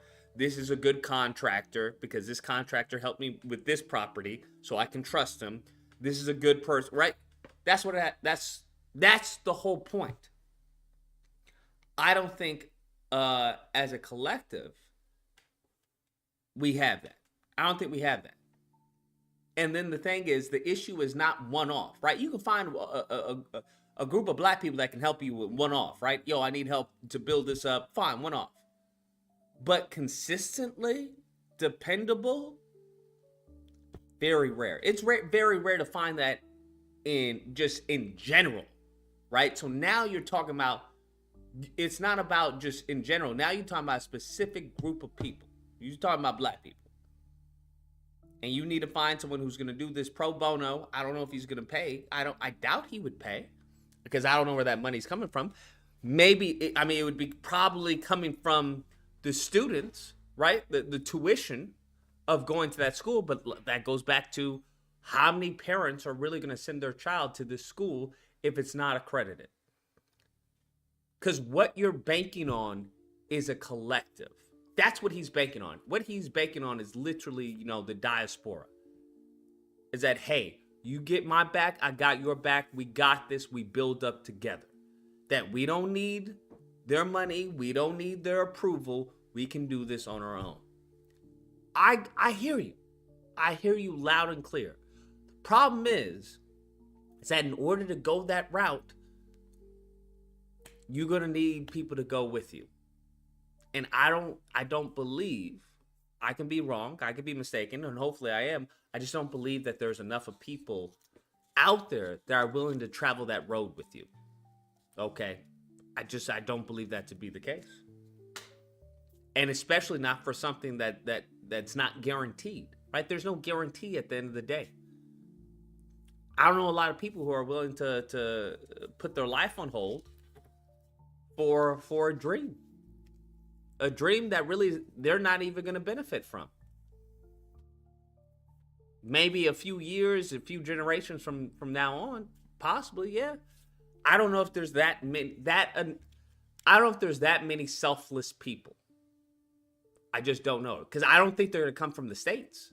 You tell me they're going to come from America? That's not what America has taught Black Americans. Black Americans are not learning selflessness from fucking America. That is not what we are being taught. Okay? So, for you to build something that is primarily powered through selfless people, it ain't gonna come from the States. You may find one or two in all of the country. One or two in all of the country who are like, yo, I'm gonna do this for the cause. I'm gonna do this for my people because I believe this is what we need, and this is what's gonna help us and empower us moving forward. Maybe two people that are dependable, reliable, and have the qualifications and the accreditations to actually teach and do what he needs to be done with these kids. So there's a lot of uphill. I think a lot of people are underestimating. Forget about the school. If you have to understand, the school has to be populated. The issue is not the school. That's what you have to understand. When any type of business, the issue is not the property. The issue is finding tenants for the property. The issue is finding people that you believe or you have faith that they have the money to pay the rent and they're not going to fuck you over or try to go through the courts or go through, hassle you. That's the issue. Getting the property, that's a piece of cake for the most of the time. If you got the credit, you got the money, you can get the property, bro. Absolutely. Problem is, how do you now what you do? How do you protect yourself from being screwed over by the people that you're going to be housing in this rental property? The issue is not as far as the product. The issue is finding someone to buy the product. Some of y'all got a whole bunch of products. Y'all can think of, I can think of this. That's great. Now you have to find a buyer class. That's what you have to find. So when people keep on talking about the school, the issue is not the school, bro. That's the least of my worries as far as whether the school's going to open up. The issue is you're going to need to find people who share your vision. That's what you're going to need, and share their vision enough to send their children there. That's a lot of trust. That's a lot of trust, bro. That's a lot of trust and a lot of faith. Okay? So that's the issue, because they're going to have to pay you knowing damn well their child is not going to get, an accreditation that they can take to a state, or a private school. So that's gonna be tough. That's what I'm thinking about. That's gonna be tough, bro. That's gonna be tough. Even if you do find the people who are willing to teach and they're, they willing to move or relocate or whatever, that's gonna be a hard sell, bro. That's gonna be a hard sell. But we shall see. We shall see. How's California been on since the fires? We've been solid. We've been good. They've been rebuilding. Slowly but surely. like you said before, hope and pride. Hey, I mean, hope and pride in this regard, I ain't got a problem with it, bro. I mean, this is how I see this. I think this is hope and pride moving forward, right? Because I think it's hope and pride in the best of black people. I think that's what it is.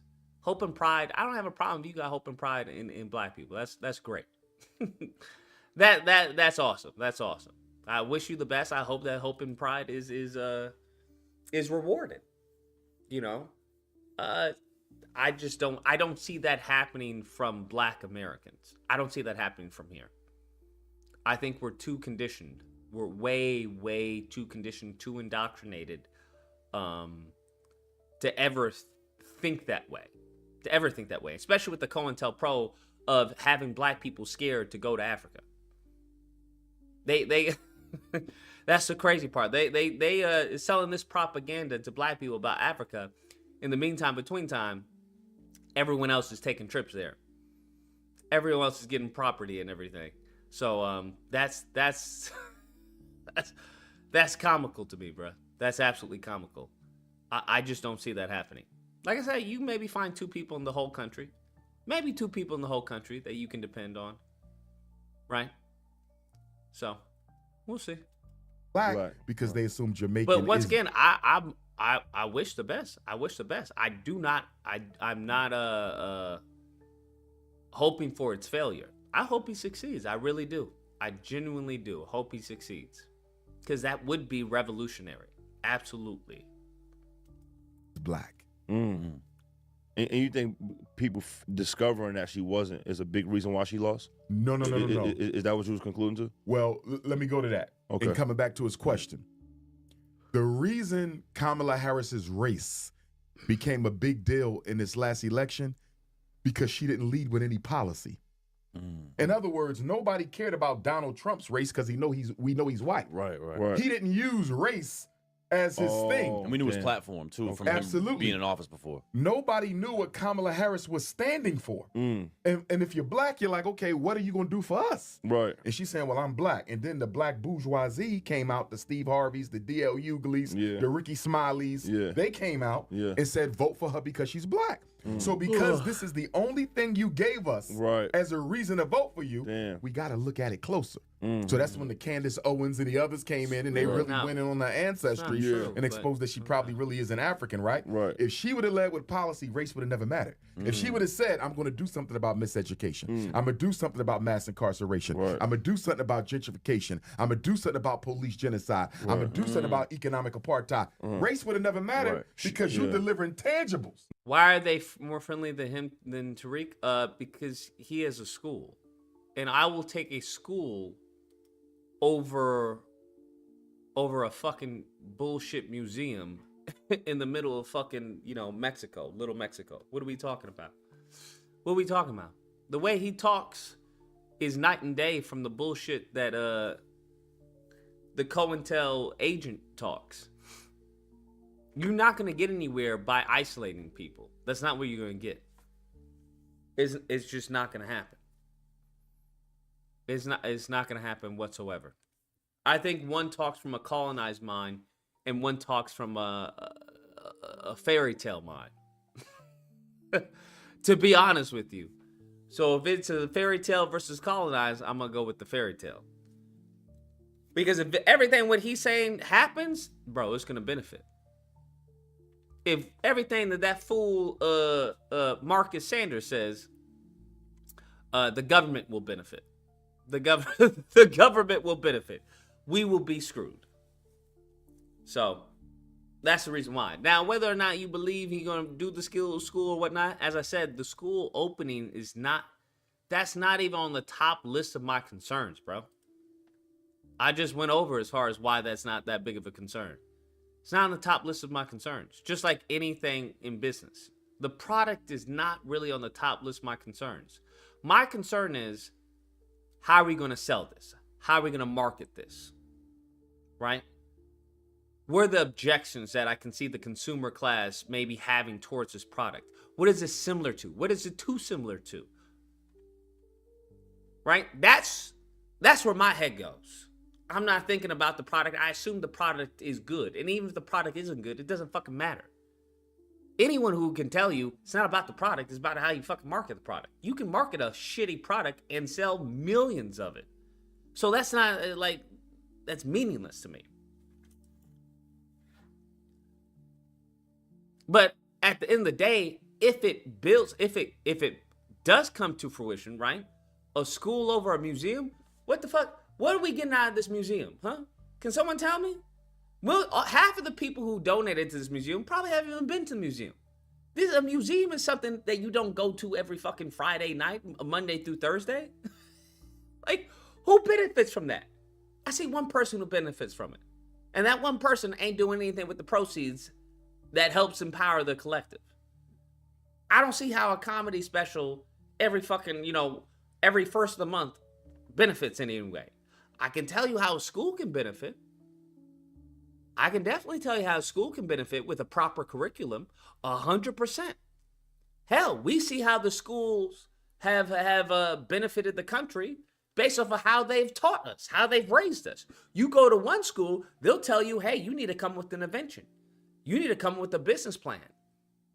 You go to another school, they tell you, hey, you need to find a good job. That's what you need to do. You need to make sure that you're marketable to these companies. So 100%, I can definitely see how a school can benefit.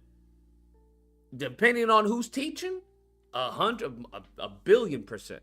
That can change the whole freaking trajectory of your life. Yeah, but you ain't got no tangibles. With the You black just vote. keep saying vote because I'm black. She just kind of too much identity politics. She tried to use the Barack Obama strategy. Problem with the Barack Obama strategy, that was 16 years ago.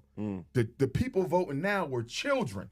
And they've learned from their parents' era that in not asking Obama to do anything, it set black people back. So they thinking that black people still in the same mindset they were when we voted for Obama. Nah. What? The children are adults now. What? And they see that Obama thing didn't benefit us. Yeah. So you got to bring something to my table. Right. Kamala Harris didn't bring anything to the table, and that's why she lost out. But with that being said, though, she still ran away with the majority of the black. She never said vote for me because I'm black, of course.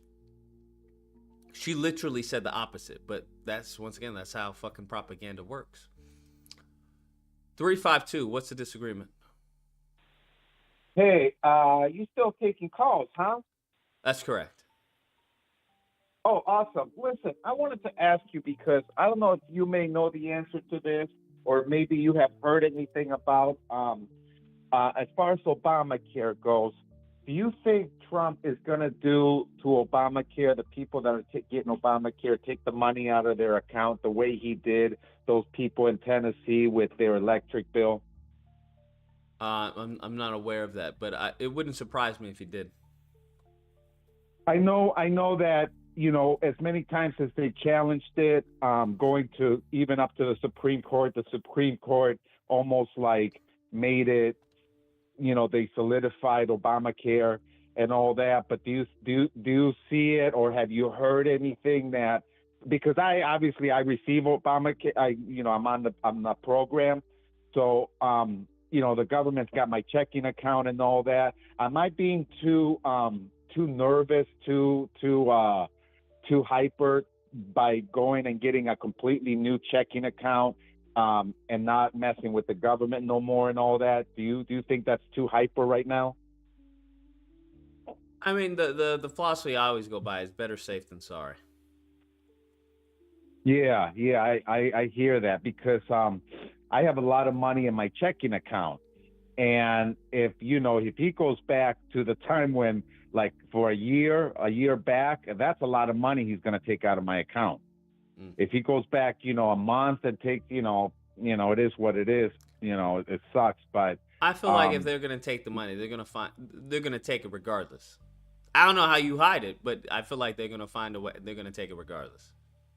Even if they got to come to your to your job and take it out of there, right? You can see them doing some. I don't know. That's pretty they're extreme. Just scumbags at this point, man. To do something like I said, to people. Protect yourself. Just better safe than sorry. At least you can say, hey, I tried. I may have failed, but at least I tried. Yeah, because what I'm thinking about doing is that I have like a nice cushion of money sitting there, but it's just sitting there. And I'm thinking, man, if he does some scumbaggery thing like that with Obamacare and tries to get, that money back from us, yeah, man, he can hurt a lot of people with that. But I it surprises me that all this stuff that he's doing, he hasn't once brought up Obamacare. Yeah. Isn't that wild? Is it because he tried so many times and failed that he's figured, you know what, F that, let's just move on? You think that's what it is? No. When Trump is set on he's something, still gonna mess with it. I don't know, He's but if Trump is set on something, he's set on something.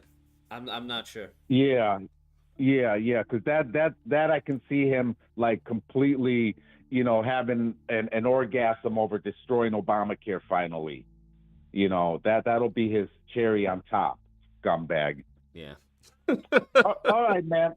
Yeah, listen, man. If you do hear, I know you're out there listening, out there and stuff. If you ever do hear anything about Obamacare, would you post a video and let us all know what you hear? I'm still keeping my ears open too. Absolutely, man. I appreciate the call. You take care and stay safe. All right, man. Thanks for what you do, man. I appreciate you doing what you do. No problem, man. Take care. Yeah, I wouldn't be surprised, bro. I wouldn't be surprised at all.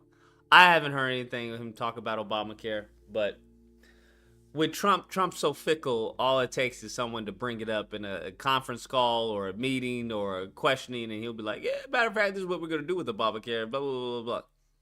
I don't know. The issue is, I would think people should be more wary of of Elon than Trump right now. I think that's an unfortunate thing. I think that's why there's so much trepidation in the stock market and everywhere, is that people don't know. They don't know. And one thing people don't like is uncertainty. That's not good for anything. That's not good for business. That's not good for, housing. That's not good for anything. People like a certain amount of guarantee, or at least not guaranteed, but not such volatility. So, good question. Good question. See previous comment. We need Lucas for never happen. Never happen. Not even worth my time. Black vote. The problem is there was a lot of black people didn't vote at all, like myself, because we didn't have a reason. Donald Trump didn't speak to us. So you didn't vote? I only vote. What do you mean you didn't have a reason? If someone's saying fuck black people, and the other person's not saying fuck black people, wouldn't that be reason enough? Possibly not to vote for the person who's saying fuck black people?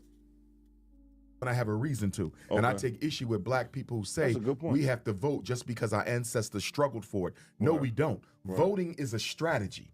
It is an option, okay? And we should use it when we have a reason to. But to just go and vote when I can't expect anything from the candidate is insanity. Black man and gender reparations is the litany of other things.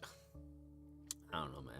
I can't deal with these people. But it benefits the black bourgeoisie because you can only remain a gatekeeper. How does it benefit the black bourgeoisie? They're going to be fine, bro. They're going to be fine. For the white power structure, if you can deliver the black vote on election day. If you can't deliver the black vote to the Democratic Party on election day, you're useless. So when you look at the NAACP, you look at the Urban League, you look at your black... Bruh, what are we talking about? We've had tons of elections where the black vote was not delivered, or it didn't result in a W. The bourgeoisie is doing just fine. These people didn't get fired. They're doing just fine. You win some and you lose some. Mega churches? Yeah. When the next election come around, a lot of them will be replaced with new faces.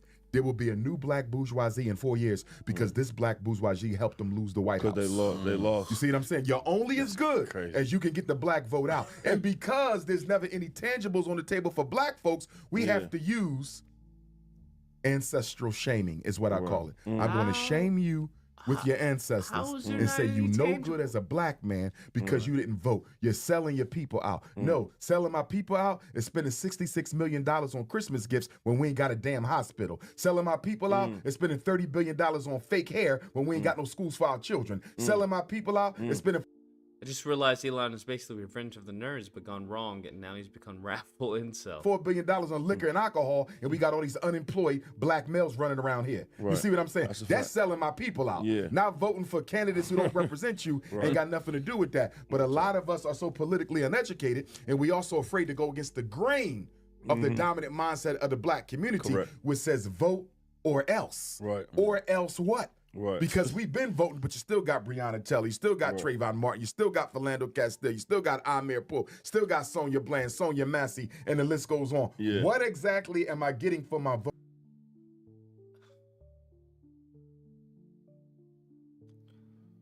Who's in charge? Did we have a Democrat House and Senate?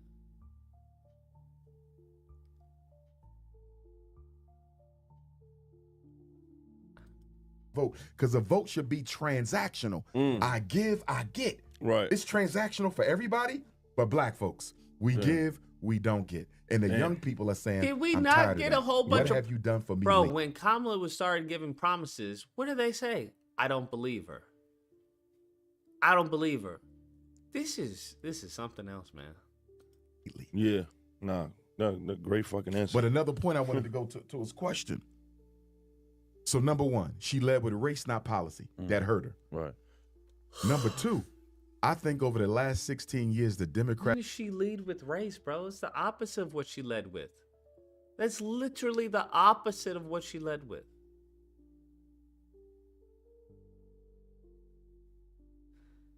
That was the last thing she talked about. She didn't talk about any of that. This is wild. 210, what's the disagreement? Yo, what's good, man? Yo, I'm calling back again. My bad, fam. Yo, let me turn my volume down. You listening to Umar right now. Yo, Umar, in my opinion, he has pros and cons. To many degrees, as far as I'm concerned, he's a fucking charlatan, even though he does advocate for our community. No disrespect, if I'm being candid.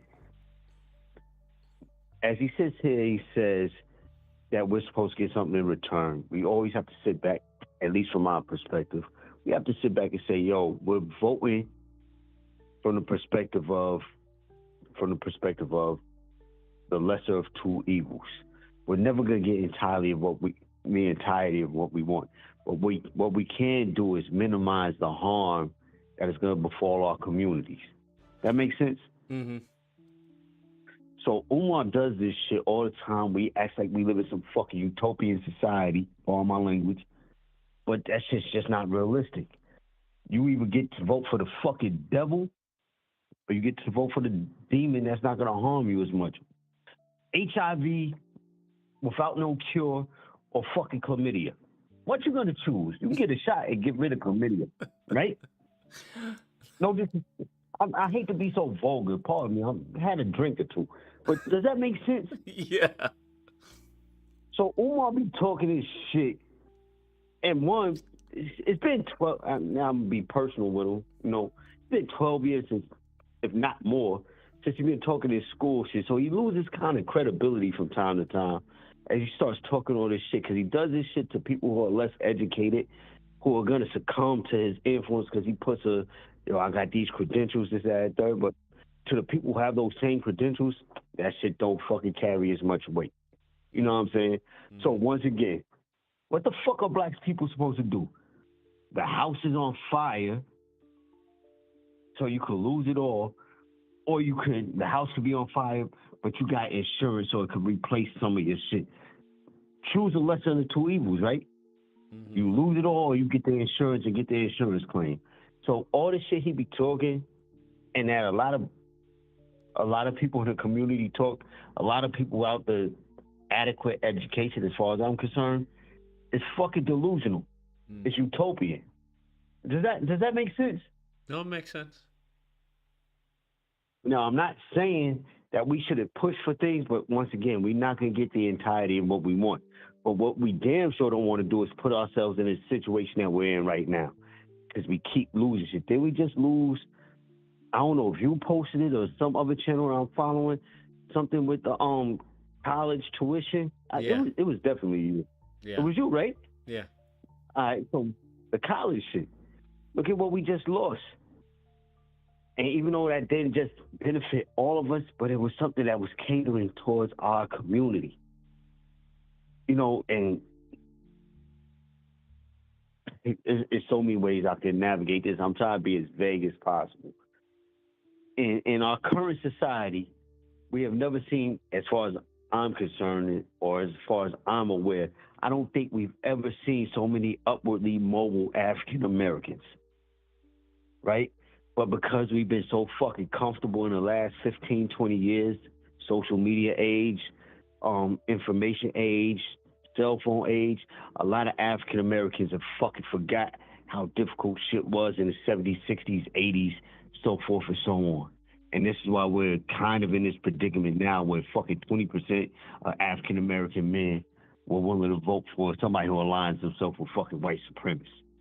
Does that make sense? Mm-hmm. So, that's, you know, I'm watching your shit. So, I shot you a message, so pardon me. But yeah, you gotta tell me how to send money to your channel, because I see it on YouTube, and I don't see your Cash App or Zelle or whatever other medium y'all have in transfer money. So, you know, want to support your channel other than a like and a thumbs up. So if you share that, I got you, man. Appreciate it, man. Appreciate it. All right, yo, my bad, yo. I ain't trying to beat your head off, but yo, once again, yo, you take it easy. Appreciate you fighting a good fight, yo. No problem, man. You take care. Stay safe.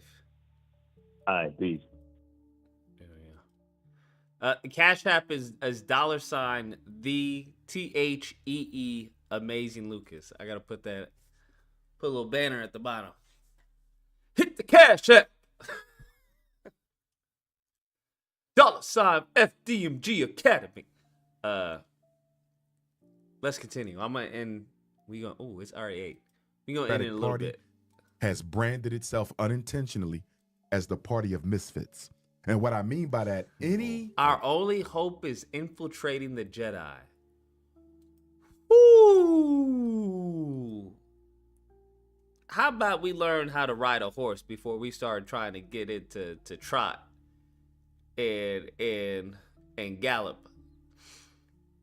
Cause infiltrate the Jedi, that's a tough one. Did you watch the video I sent you? No, I haven't seen it yet. I skimmed through it, but I haven't like fully watched it. Goodness gracious. Agree. Non-traditional agenda, they signing it. Yeah. If it's LGBT, they signing it. If it's transgender, they signing it. If it's feminism, they signing it. If it's letting men play in a girl sport because he identifies as a woman, that's unfair. How you gonna let a biological man wrestle a woman and win the championship? Bro. Yeah, it's insane. Bro. Yeah. So I believe a lot of people stood back, even Democrats, and said, what do we really stand for? Do we literally just sign up for anything that goes against the grain? Because a lot of people backed off of the Democratic Party because they got tired of the effeminization agenda. Yeah, fall for anything, stand for Absolutely. nothing. Like I know a lot of men, black and white, who said, I can't vote for this no more because y'all are super effeminizing the boys. And you know why they're doing that? It's a population control strategy. That's why it's all in the schools. Hormone therapy in the schools. Absolutely, and shit like absolutely. They got what you mean to stop like what? The reproduction of black people in particular. Wait, how's it the reproduction of black people in particular when the majority of the mofos who are trans and all this are white? What are we talking about? This nigga just be saying shit, bro. Now I'm starting to realize Umar just be saying stuff, bro. Problem though. So here's the thing. We have to. There are probably like 5 trans kids in this entire country, bro. I mean, black trans kids. Like, well, come on now. Convince black boys that black women are too toxic to build a family with. We got to convince black girls that black males are too toxic to build a family with. One of the reasons Barack Obama was made president is so he could normalize the LGBTQ agenda in the black community. Think about it. What? If George Bush tried to push homosexuality in the black community, we would have rejected him. Of course. If Donald Am I missing something? Were people going, oh, okay, homosexuality is cool because Obama said so? What? Trump tried to push homosexuality in the black community, we would have rejected him. Of course. You could only normalize that through a black Through a face. black man. Obama was made president to make it normal. When Barack Obama became president, homosexuality was not a mainstream issue, nor was it accepted as a mainstream alternative to the traditional family. I gotta look at By the the time he left office in 2008, they were completely running everything. Was and that if the you year? even disagreed with, I'm gonna give you an example. It is. I do You a might lot be of right. graduation speeches, right?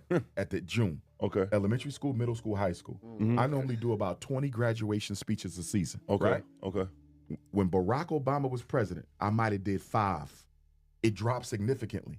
Schools who I normally did their commencement, it was calling me up, Dr. Umar, we can't have you speak this year. Why? The LGBTQ say you don't agree with them. You can't speak. I said, but this is a graduation speech. This ain't politics. This is motivation. Get ready for the rest of your life. What does LGBT got to do with I pay to see you have a live debate with. Okay. You set it up. I'll about do 10-minute speech motivating these 12th graders to make sure you do well in college. Well, we have LGBT teachers and they saying you're insensitive and you're homophobic. So I saw how not agreeing with the lifestyle could limit your opportunities in life. You had people getting fired from jobs, not for pushing hate, because I don't agree with hate. I don't agree with the lifestyle. But I don't want harm for any human, no matter what their situation is. That's the way to do it. But the way that they did it was the LGBTQ said, to disagree with me is to hate me. They created a narrative that if you disagree, you support violence against me. You don't want us to work. You want us to be shot, killed, man. We never said that. Yeah, that's ridiculous. We just said we don't agree with the lifestyle. But they turned it into a whole campaign against anybody who disagreed with it. And that's another reason why a lot of people didn't vote for Kamala Harris, black men, because they got tired of the effeminization, and then they took it to Africa. Obama started it. He went to Africa. He went to Liberia. He went to Rwanda. What did Kamala Harris do about feminizing black men? Couple other places. He said, if you don't legalize gay marriage, we cutting off your aid. Now, mind you, this is the oldest civilization on earth. How you going to go to the oldest people in the world and say, if you don't legalize same-sex marriage, we're going to cut your aid off? So that rubbed a lot of people the wrong way, because you don't go to Africa to help. You go to force this? He did that for her? Yes, he did. And then Kamala Harris did it. She did it. They all did it. So a lot of us, especially the Pan-Africanists, be like, nah, we can't support that type of a lifestyle. So I think a lot of people got tired of all these rogue agendas of the Democratic Party. And I'm going to be honest with you, out of all of them, I think it was the transgenders participating in sports that really broke the back. Yeah. Because don't nobody fuck with that. That's what I'm saying. Nobody, like, I don't know nobody who support that except them. Democrat, Republican. Absolutely. Like, you know they went too far. And I just think, here's the thing. Barack Obama made Donald Trump necessary. Donald Trump was the complete opposite of Barack personality-wise. Remember, most people who vote don't even know the issues. They vote based on personality. Barack Obama, think about it. He was very calculated. He never said what he felt. He was always trying to say the right words. Donald Trump came and said whatever he felt. And even if you didn't agree with him, because he's a racist. But guess what? He's an honest racist. You think of course so? He is. Okay. He took out a full-page ad to have the Central Park 5. He wanted them to get the death sentence. And they was eventually proved to be innocent. Before he ended his first term, he signed the death warrants of 5 black men whose lives was taken. And at least 3 of them was presumed to be innocent. They just needed more time to prove their case. So Donald Trump ain't in front of black folks. And you saw what he just did. Daniel Penny, no matter where you stand on his chokehold on the brother he took out in the sub, no matter where you stand, I don't think it's a good idea as president of the United States. So I don't understand. If you're saying one person is a bona fide racist, how does that person then on the same pedestal as a person, a black woman who's not really black but is an Indian? I don't see how they're on the same pedestal. That's wild to me, bro. That's just wild. It's elect to invite him to the Army-Navy game to sit with you up in the box. Because for those of us who feel that that was a preventable murder, right, such as myself, correct. Why would you take the murderer and bring him to the Army-Navy game? You just spit in the face of every black person who voted for you. So Donald Trump is without question a racist. He definitely weaponizes that radical side of whites that. And he's going to go down in history though, because he's a billionaire who was able to galvanize the poor white vote. You don't get too many presidents in history that rich, that wealthy, who can galvanize and energize the poor white vote. And to your point, he used racism, or at least the energy behind it, to galvanize the poor white vote. Because for the poor Caucasian in America, if you're in Appalachia and you're poor, the only privilege you have in this country is knowing that you still get the first option over a black person. Damn. It's all they have. And they felt that the Democratic Party took that from them. If you rob poor white America of their white supremacy card, they will turn on you. And they felt that the Democrats did that. The Democrats didn't do it, right? It was just the image. But nonetheless, they felt it. When they saw Barack Obama, they said they're going to take power and give it to the black man. Barack Obama was nothing but a puppet, but they didn't know that. You see what I'm saying? So they tolerated his 8 years and said, y'all got to give us something for putting up with this. That's another reason why I believe Kamala was too soon. Think about it now. You only had Biden for 4, you had Trump for 4. 8 years from the end of Obama to Kamala, in my opinion, that is too soon because you haven't done enough to serve poor white folks. Remember something. This government knows that it walks a very thin line between democracy and revolution. Poor white people are not afraid of the U.S. government. Let's understand something. The U.S. military is no more than 500,000 people. No more than 500,000. It may be smaller than that. I'm talking Army, Navy, Marine Corps. 500,000 tops. Don't get me wrong. They got the best weapons in the world. But let me ask you a question. You got what, 350 million Americans? Maybe a little more than that. Most of them own more than one firearm. They don't have the weapons that the military have, but they have more weapons than the military have. Imagine if the military had to put down a domestic rebellion. Could they beat Americans on their own soil when you got to realize most Americans own more than one firearm?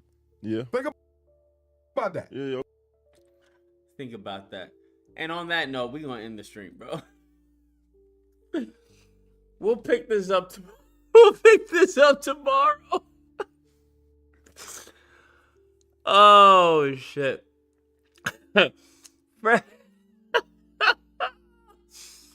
On more than one firearm. Nigga, you have 2 arms. So what are you talking about? What is owning more than one firearm? What does that have to do with anything? What? That shit fucking stupid. But this nigga going, think about that. Okay. Frederick says, Penny recently got an award for his service and sacrifice of New York subway situation. What? I didn't hear about that. I'm going to have to look that up, bro. Play Rivals on PS5, bro. I don't know about that. We'll see. Everyone, take care. Thank you for the support.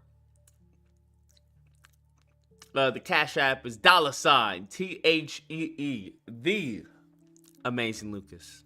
Everyone, take care. Stay safe. Be amazing. I'll catch you all mañana.